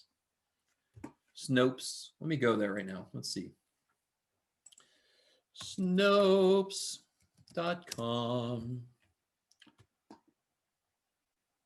All right, so this is a decent place to come to begin research against something. Whoa, neat. Oh yeah, the spoiling of the 500 vaccine doses and so forth. So you can come here and you can search for a specific topic, right? To see if they've debunked it. So Snopes.com is pretty good. I think there's another one called PolitiFact. I can't remember exactly. It's in the book somewhere. I gotta find it. Anyway, sorry. So that's the validate accuracy part. That's the hard part. Yes, it is, Professor. What is it? Sorry? PolitiFact, PolitiFact, yes. uppercase P, uppercase F. Yes. So somewhere I'm going to find it in here. They actually have a decent collection of these different kind of websites you can go to. And then you get people saying, well, Snopes.com has a bias and certain, oh God. Obviously watch for hidden agendas, right? If you find information about chocolate on the Mars Company website, there might be a hidden agenda. Don't miss the big picture. Even if it passes all the tests, you still have to be careful about, does it conflict with something else that you know to be true? So it's really difficult to do this.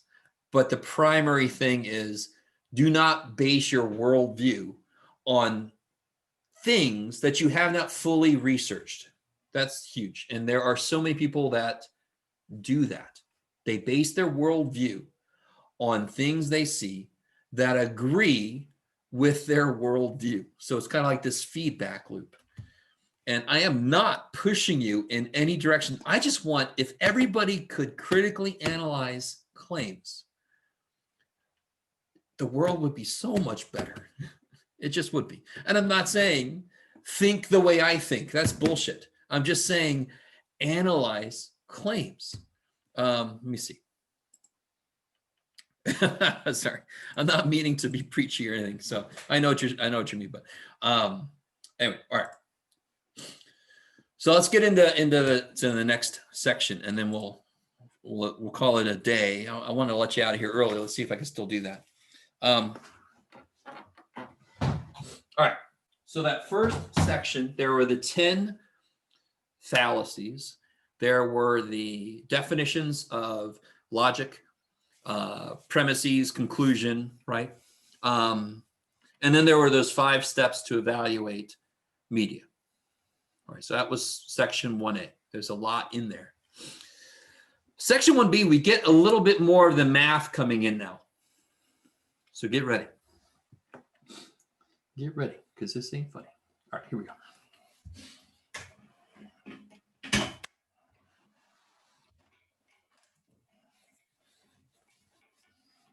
All right. So it's not immediate math. It's hold on, we'll get to the math in a minute. Got to have a couple of definitions of things. So this is section 1B.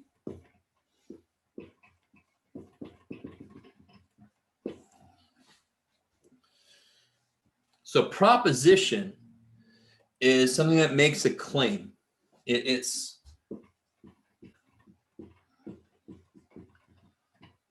could be true or false. So a premise is a type of proposition. kind of like off kilter, aren't I? Here we go. Straighten my house out a little bit. So for example, hot dogs need relish. All right. Is that a proposition?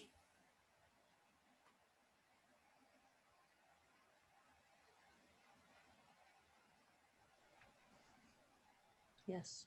Yes, it is. What about this? So that is a proposition. Check. What about this?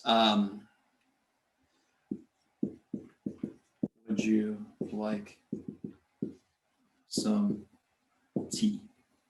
Is that a proposition? No. No, it's not a proposition. Get out of here. Stop. What about this? Is this a proposition?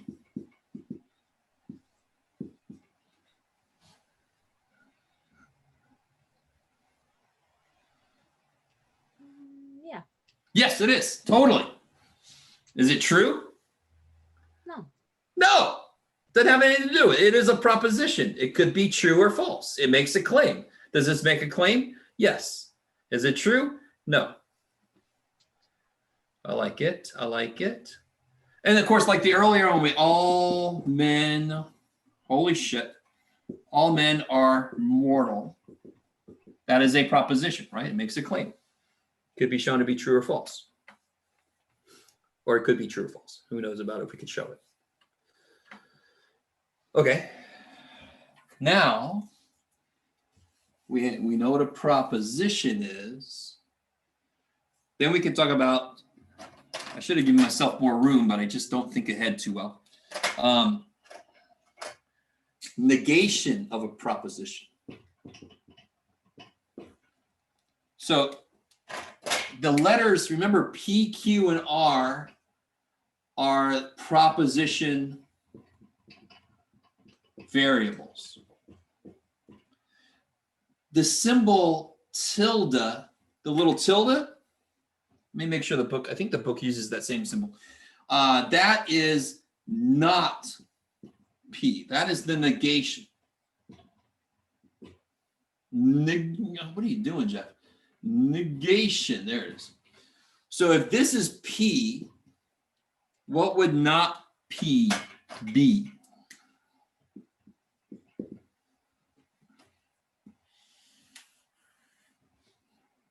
That's easy. That's a nice one. Somebody gets some nice brownie points real easy. If this is P, what's not P? Hot dogs don't need relish. Hot dogs don't need relish. Good Lord, Jeff. Blah, blah, blah. And if this is P, what's not P? Doesn't equal 84. Yeah, 2 plus 11 does not equal 84. And if this is P, now here's where things get interesting. What would not P be? All men are mortal. What would not P be? All men are immortal, or no men are mortal. Ah, okay. Here. You ready? You ready? Do you understand? This is more complicated now, right? The opposite of all is not none. The way I think about it is, if the book says, can you write the negation of this? You think to yourself, how would I disprove that? How would you disprove all men are mortal? Some men are mortal. No. With a lot of patience. Not all men are mortal. That's kind of not good enough, right? By proving what men are mortal? All right, you ready? Here's how you do it. So you almost had it. Some men are immortal or not mortal. Let's say that. Or you can even say at least one man is not mortal. Right? If I said, let's do something like this. If I said everybody in this class loves fallacies, all you have to do to show that I'm wrong is what? If I say all of you love fallacies, all you have to do is show me what? Find one person who doesn't. Yeah. 1, 2, 3, at least one. If you can find at least one person who doesn't love fallacies, I am wrong. So what's the opposite of all? Some aren't. The opposite of all are is some aren't. By the way, I love how, I just want to say something real quick. I'm not suddenly discounting women or something. Are you guys all with me? This is just the way that the statements went. So women could be mortal or immortal. I don't know, right? Okay. I don't know if anybody who wants to live forever. I don't know. You guys sort of with me here? Negations get a little bit tricky when you have these grand statements. Nobody does this. Everybody does this. Some people do. You just have to stop and think, how would I show that that was wrong? What if I said this? Let's say P is, can you guys see this color okay? I guess so. P is some, what do you got, Jeff? Some people use blinkers in their car, right? What would not P be?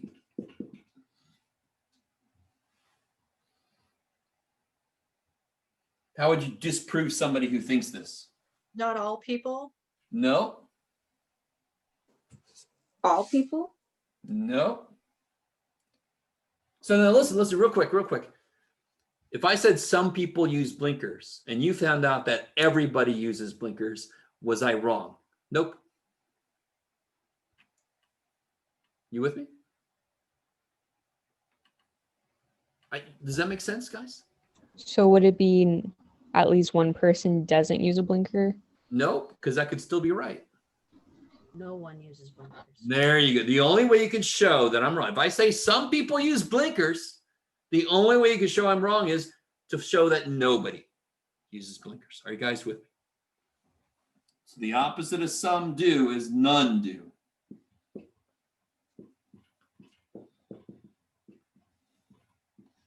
We all know the truth that some people should never use them because you leave them on and then you go the other way. And it's like, what the shit are you doing? Sorry.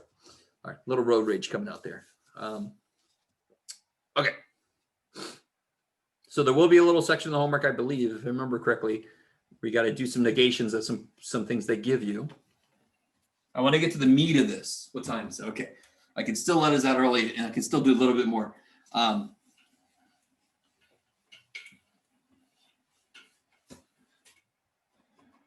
Now, so we have propositions, which are like statements that could be true or false. And then we have what are called logical connectors. And this is a highfalutin word to just say words that connect propositions. Ooh, right? So what do I mean by this? So for example, the word and, which is actually given the technical name conjunction. Like the Saturn, what was it? Saturn and Jupiter just had their great conjunction. I'm sorry, let's see. I missed some chats. I'm not good at keeping up with chat, guys. So the counter to all is some, and the counter to some is, the counter to all do is some don't. And the counter to some do is none do. Yeah. Downwards. I'm not sure what that means. All right, now. So for example, I could say, let's see, which way do I want to go? Let's do this. I want to get into this. So say I have proposition P and I have proposition Q. All right, here's where a little bit of math comes in. And you might not even immediately recognize it as math. These are what's called truth tables. We're going to make a truth table. Doesn't that sound fun, kids? It's a lot like an XY table. What value could P and Q have that could be true or false? So if I said P, I'm not even sure. I can't remember now if this book uses the symbol P and Q. Just if you're curious, the symbol for and is this. I can't remember. I don't want to look at the book right now. I don't know if they use this symbol or not. I don't think they do. P and Q. So if that's the statement, so if I say, I like to cook and I like to eat. What would have to be true for the whole statement to be true?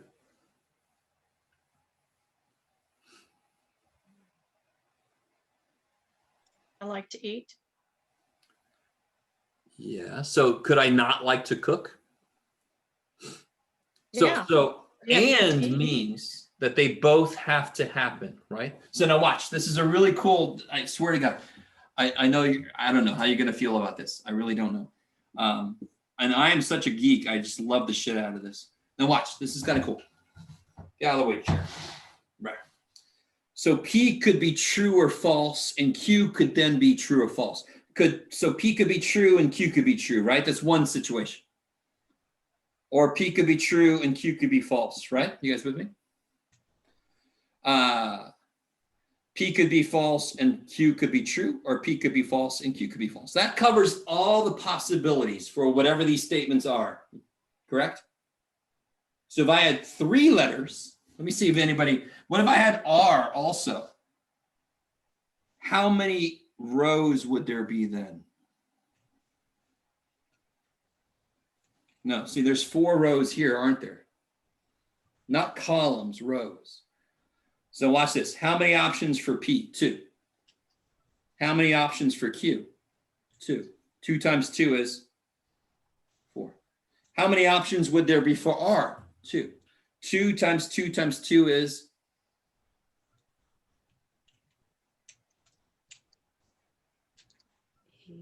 8. There. So there would be 8 rows. We'll do an example like that maybe today. We'll see. Now watch this, watch this. Here we go. So this is kind of like, remember the XY tables? You got to remember this, right?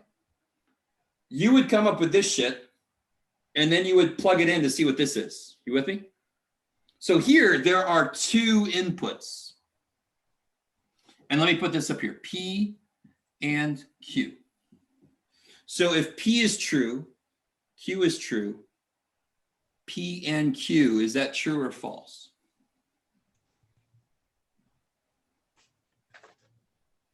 So I like to cook and I like to eat. True. Then the whole thing is true. What if I said, I like to cook and I can run 98 miles an hour? Is that whole statement true or false? What does and? And means they both must be true, right? And means they both have to happen. Yes, all the rest are false. And is so restrictive. And says the only way it can be true is if you're both true. So that's false. That's false. And that is crazy ass false. Professor, Yes. if one of them is false, it makes it false then? Yes. Okay, okay. Like So it.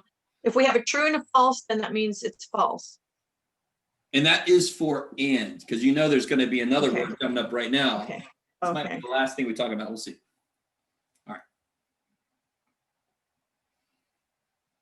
All right. Now, let me bring up or. So hopefully you got this copied down. Let me do this while this is up here. What if I wanted to evaluate? Let me see. Let me make some room here. What if I want to evaluate? So I have P and Q, and I want to evaluate P and not Q. So here's how you would do this. P, Q.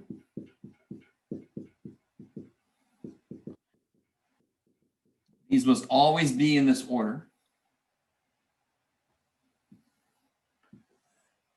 And then I'm gonna, now look, do I have all the players I need to evaluate this statement?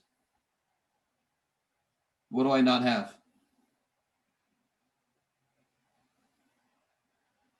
You I need the got and in there? Well, that's the statement. But what do I have the P's? Yes. Do I have the Mhm. not Q's? No. Yes. No, I don't. Let me make a bunch of not Q's. What would the not Q be? So if Q is true, what's not Q?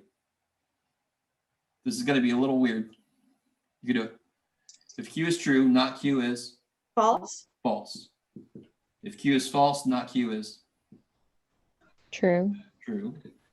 So all it does is it kind of turns that around. So now I've got all the players for this, don't I? So they asked me to evaluate this. So I make my P's and Q's, and then I make any other players in there. Now, what is P and not Q? So you're looking at these two here, right? Where is it true? Which row is it true? The second row. Second row. So the only place you're going to put a true for the result is if both parts are true. So that's what I do. If I have an and, that's all I look for. I say, where are they all true? Where are they both true? Here. Everything else is F, F, F. So that's what P and not Q looks like, and this is what P and Q looks like. All right, let's do or, and then we'll call it a day.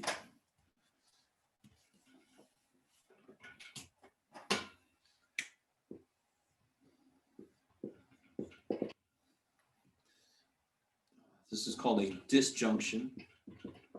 Disjunction, junction, what's your function? So we have and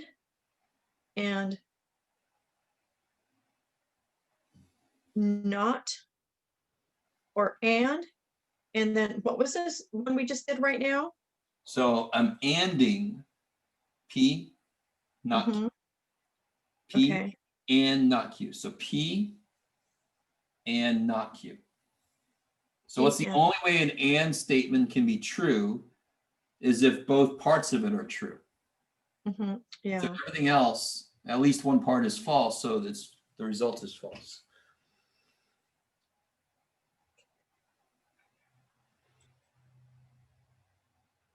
Okay.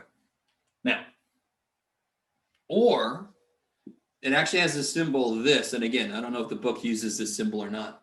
I like this symbol, you or you.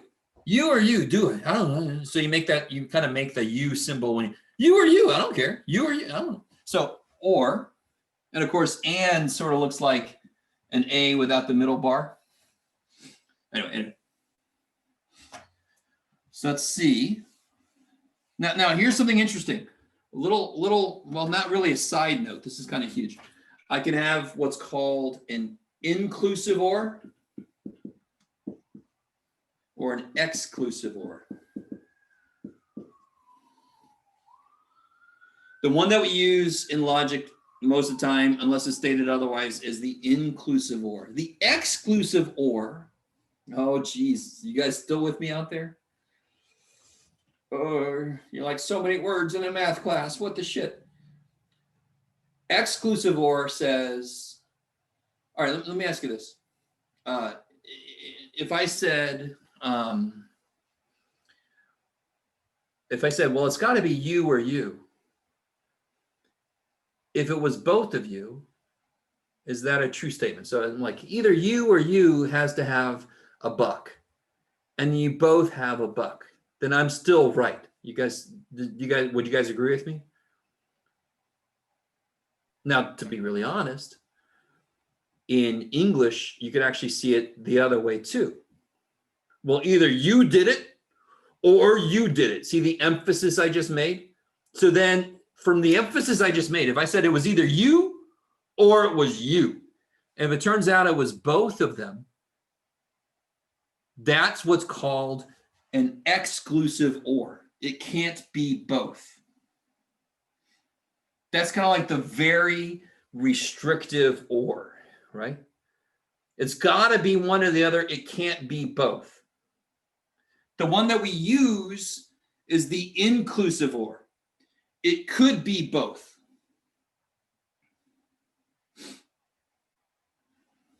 Okay, so what does that mean? What does that mean?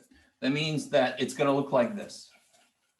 So we can set up our normal PQ thingamajig. True, true, true, false, false, true, false, false. And then if I put P or Q, it's only false if they're both false. So true, so and is only true if they're both true, because it's so restrictive. Or is only false if they're both false. There's a nice little phrase to remember to keep those straight. So for example, guys, have any of you ever applied for a scholarship? Or are any of you considering applying for a scholarship, possibly in the future? You are, okay. Back in my day, everybody, back, way back in the olden times, I'd have to go to a financial aid office, and there was this book that they would update like every month, and it was this big. And you would creak it open, and you look at a scholarship. All right, to get this scholarship, you must be a math major. Check. And you must be, you must have a GPA greater than 3. Barely, but check. And you must be, and you must be Polish or something. You're like, oh, why didn't you say that first? I'm not Polish. So then you turn the page. So and is very restrictive. It's only true if everything in there is true, right? Or it would be if the scholarship said you must be math major, or you must have a GPA greater than 3, or you must be Polish. And I'm like, then I get the scholarship, don't I? Right? Because or is just saying you have to meet at least one of the things. Okay, maybe. So here, the only one that fails is this guy. Everything else is true. So or is very laid back and is very uptight. Okay. I like it. Hey, Mikey.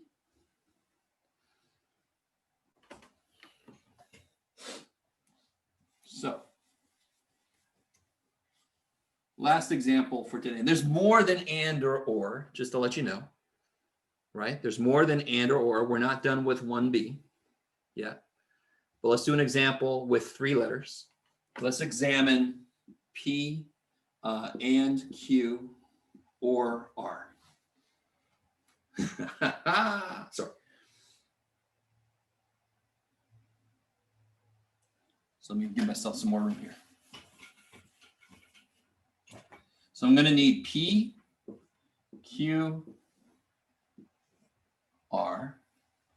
Now, how the shit do you keep this straight? There are 8 things that I have to do here, right? We saw that earlier.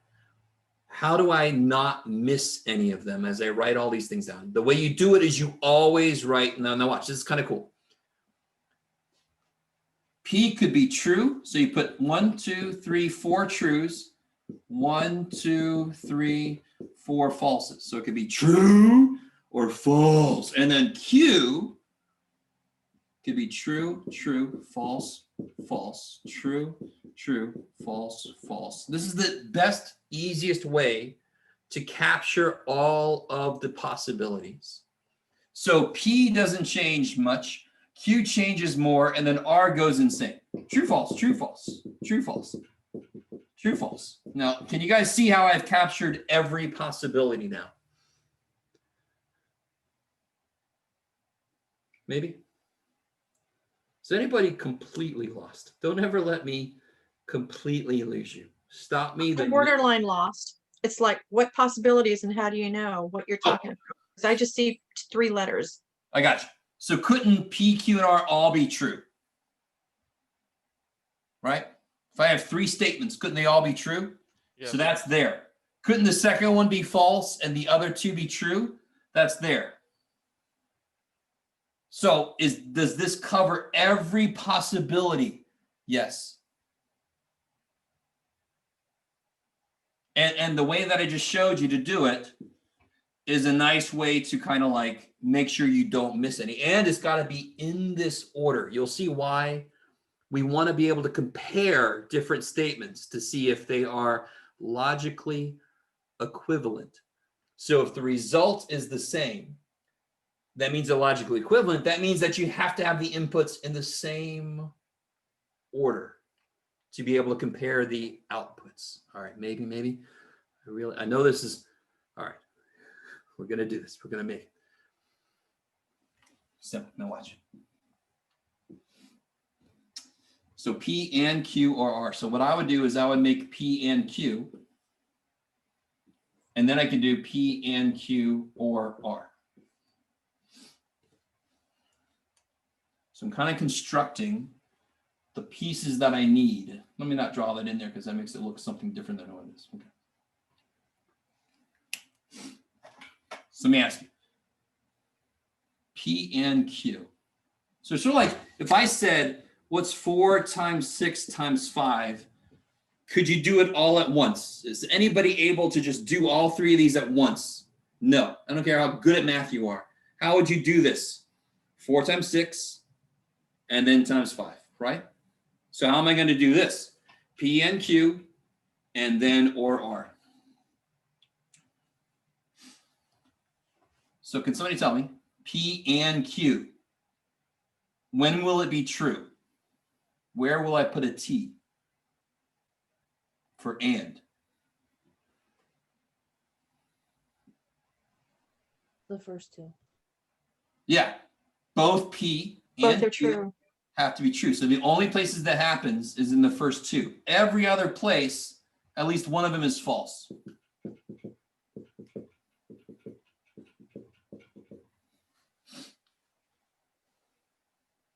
And if you need to, because now it becomes a thing about keeping your eyes on track, right?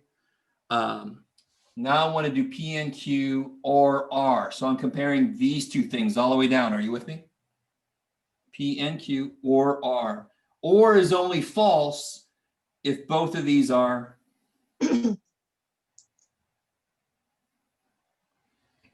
False. false. I love it. And is only true if they're both true, because and is the asshole. And is the restrictive one. Or is only false if they're both false. He's very laid back, but it's like, if neither one of you get it, I'm sorry, I can't deal with it. So or is only false if these are both false here, there, there. Everywhere else, it's true. So this would be the answer. That column is the answer. So whatever these statements would be, if I have an argument in this format, how can I tell if it's true or false this way? Depending on what these statements are. I have no idea if you guys are with me or not.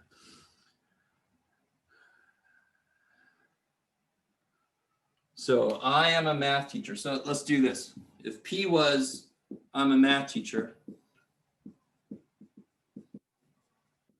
and Q was,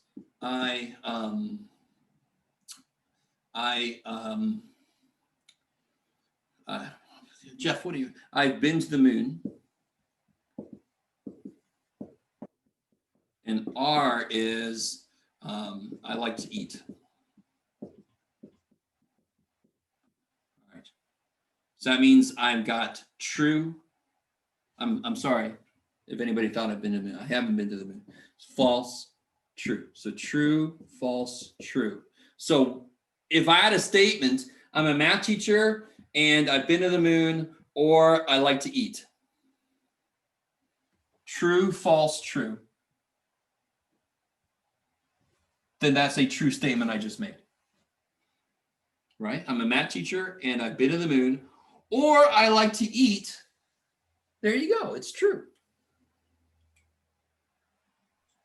It's like making a graph. with statements Yes, that are that's sort of like, represented by letters and understanding and an or. yes. So the basic idea here is it's sort of like understanding addition, subtraction before you can evaluate, like something to compute, some kind of like 5 + 7 - 2. If you don't know what plus and minus are, you can't evaluate that. But then these are all the values. Instead of numbers, they have true or false values, right? Then you understand that how and works.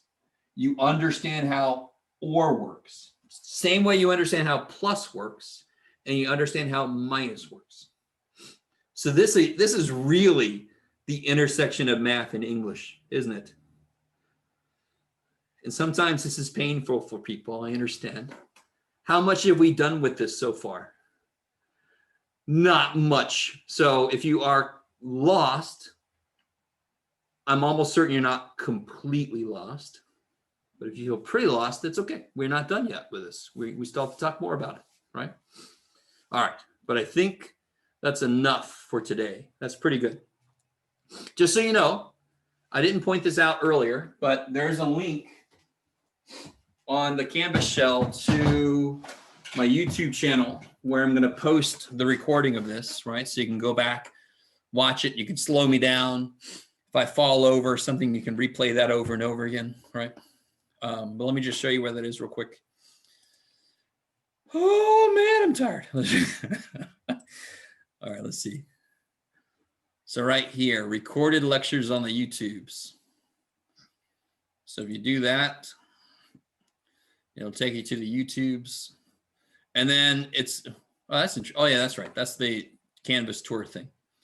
Right, so I've got all my, if you go to videos, it's all in chronological order, reverse chronological order. So you'll see the Math 120 stuff show up. You guys with me? If you want to rewatch this, you're like, man, I can't get enough of Jeff. Let me watch this fool talk more math. All right. Otherwise, that's enough. Let me know if you need to hang out, if you have any questions. Otherwise, you are free to go. Thank you. Anytime. So our quiz is on Thursday, right? The 7th, and it's on chapter 1. Chapter A, B, C, and D, right? That's right. Okay, So we great. should almost finish chapter 1 tomorrow, and then I've got whatever else we don't quite do, I've got on Wednesday. So we'll be ready for that quiz on Thursday. Yeah. Great. Okay. Well, thank you so much, Professor. You have a great day. Bye, everybody. See you guys. I forgot that I have my alarm set. Yes, I know it's 12. Thank you. See you tomorrow. You're welcome. See you. Everybody else okay? What's going on? Are you still there? I have two questions, two quick ones. I'm not here anymore. No, I'm here. Aaron. Okay. One, I know you said that you like to have the paperwork done by hand, but can we type it up as well? Because I started quite a bit of the first one last night, and it was a lot of writing. So we can type too, right? You can type also, just when there's a lot of work to show. I'd rather see some hand stuff, but yeah, you can type it up. You can type it up and leave a blank space and then go back and like yes, handwrite exactly. in there or whatever. Okay, and then my other question is, you had said, thank goodness I didn't ask for that question on the homework, and it was number 16. Yeah, there was one. Was it It was the number 16, and I'm looking at it, and if I'm not reading your homework assignments right, I think that question is on there. I just want to make sure I'm reading it right. Well, let me see. That probably is just poor memory. Then I was going off of memory, which I never should do. But let me see. That was in 1A, right? 1A, and on the top it says 11 to 20 all, so it is in there, right? Yeah, I was thinking about 1B, I think. There you go. Good job, Jeff. I had 1B in my brain for some reason, and 16 is not in 1B, but it is in 1A, so you're right. Okay. So we did some homework together. That's not bad. Yeah, I did quite a bit of this work by myself before today, so I'm like, how much of it should I go back and redo after lecture today? Like, probably. It's up to you. Okay. It's up to you. Okay. Cool. You're awesome. Thank you so much. You're welcome. See you tomorrow. Okay. Alejandro, are you okay? Question? Yes. Yeah. Like for homework, do we have to like rewrite every like sentence, or can I just write like number 11 and then give the answer? Oh yeah, you don't have to write the question. I know what the questions are. Unless you Okay. like, some people like to, that would be fine. Yep. You don't All have to. Yep. All right, sounds good. Thank you so much, Professor. You're welcome. See you guys.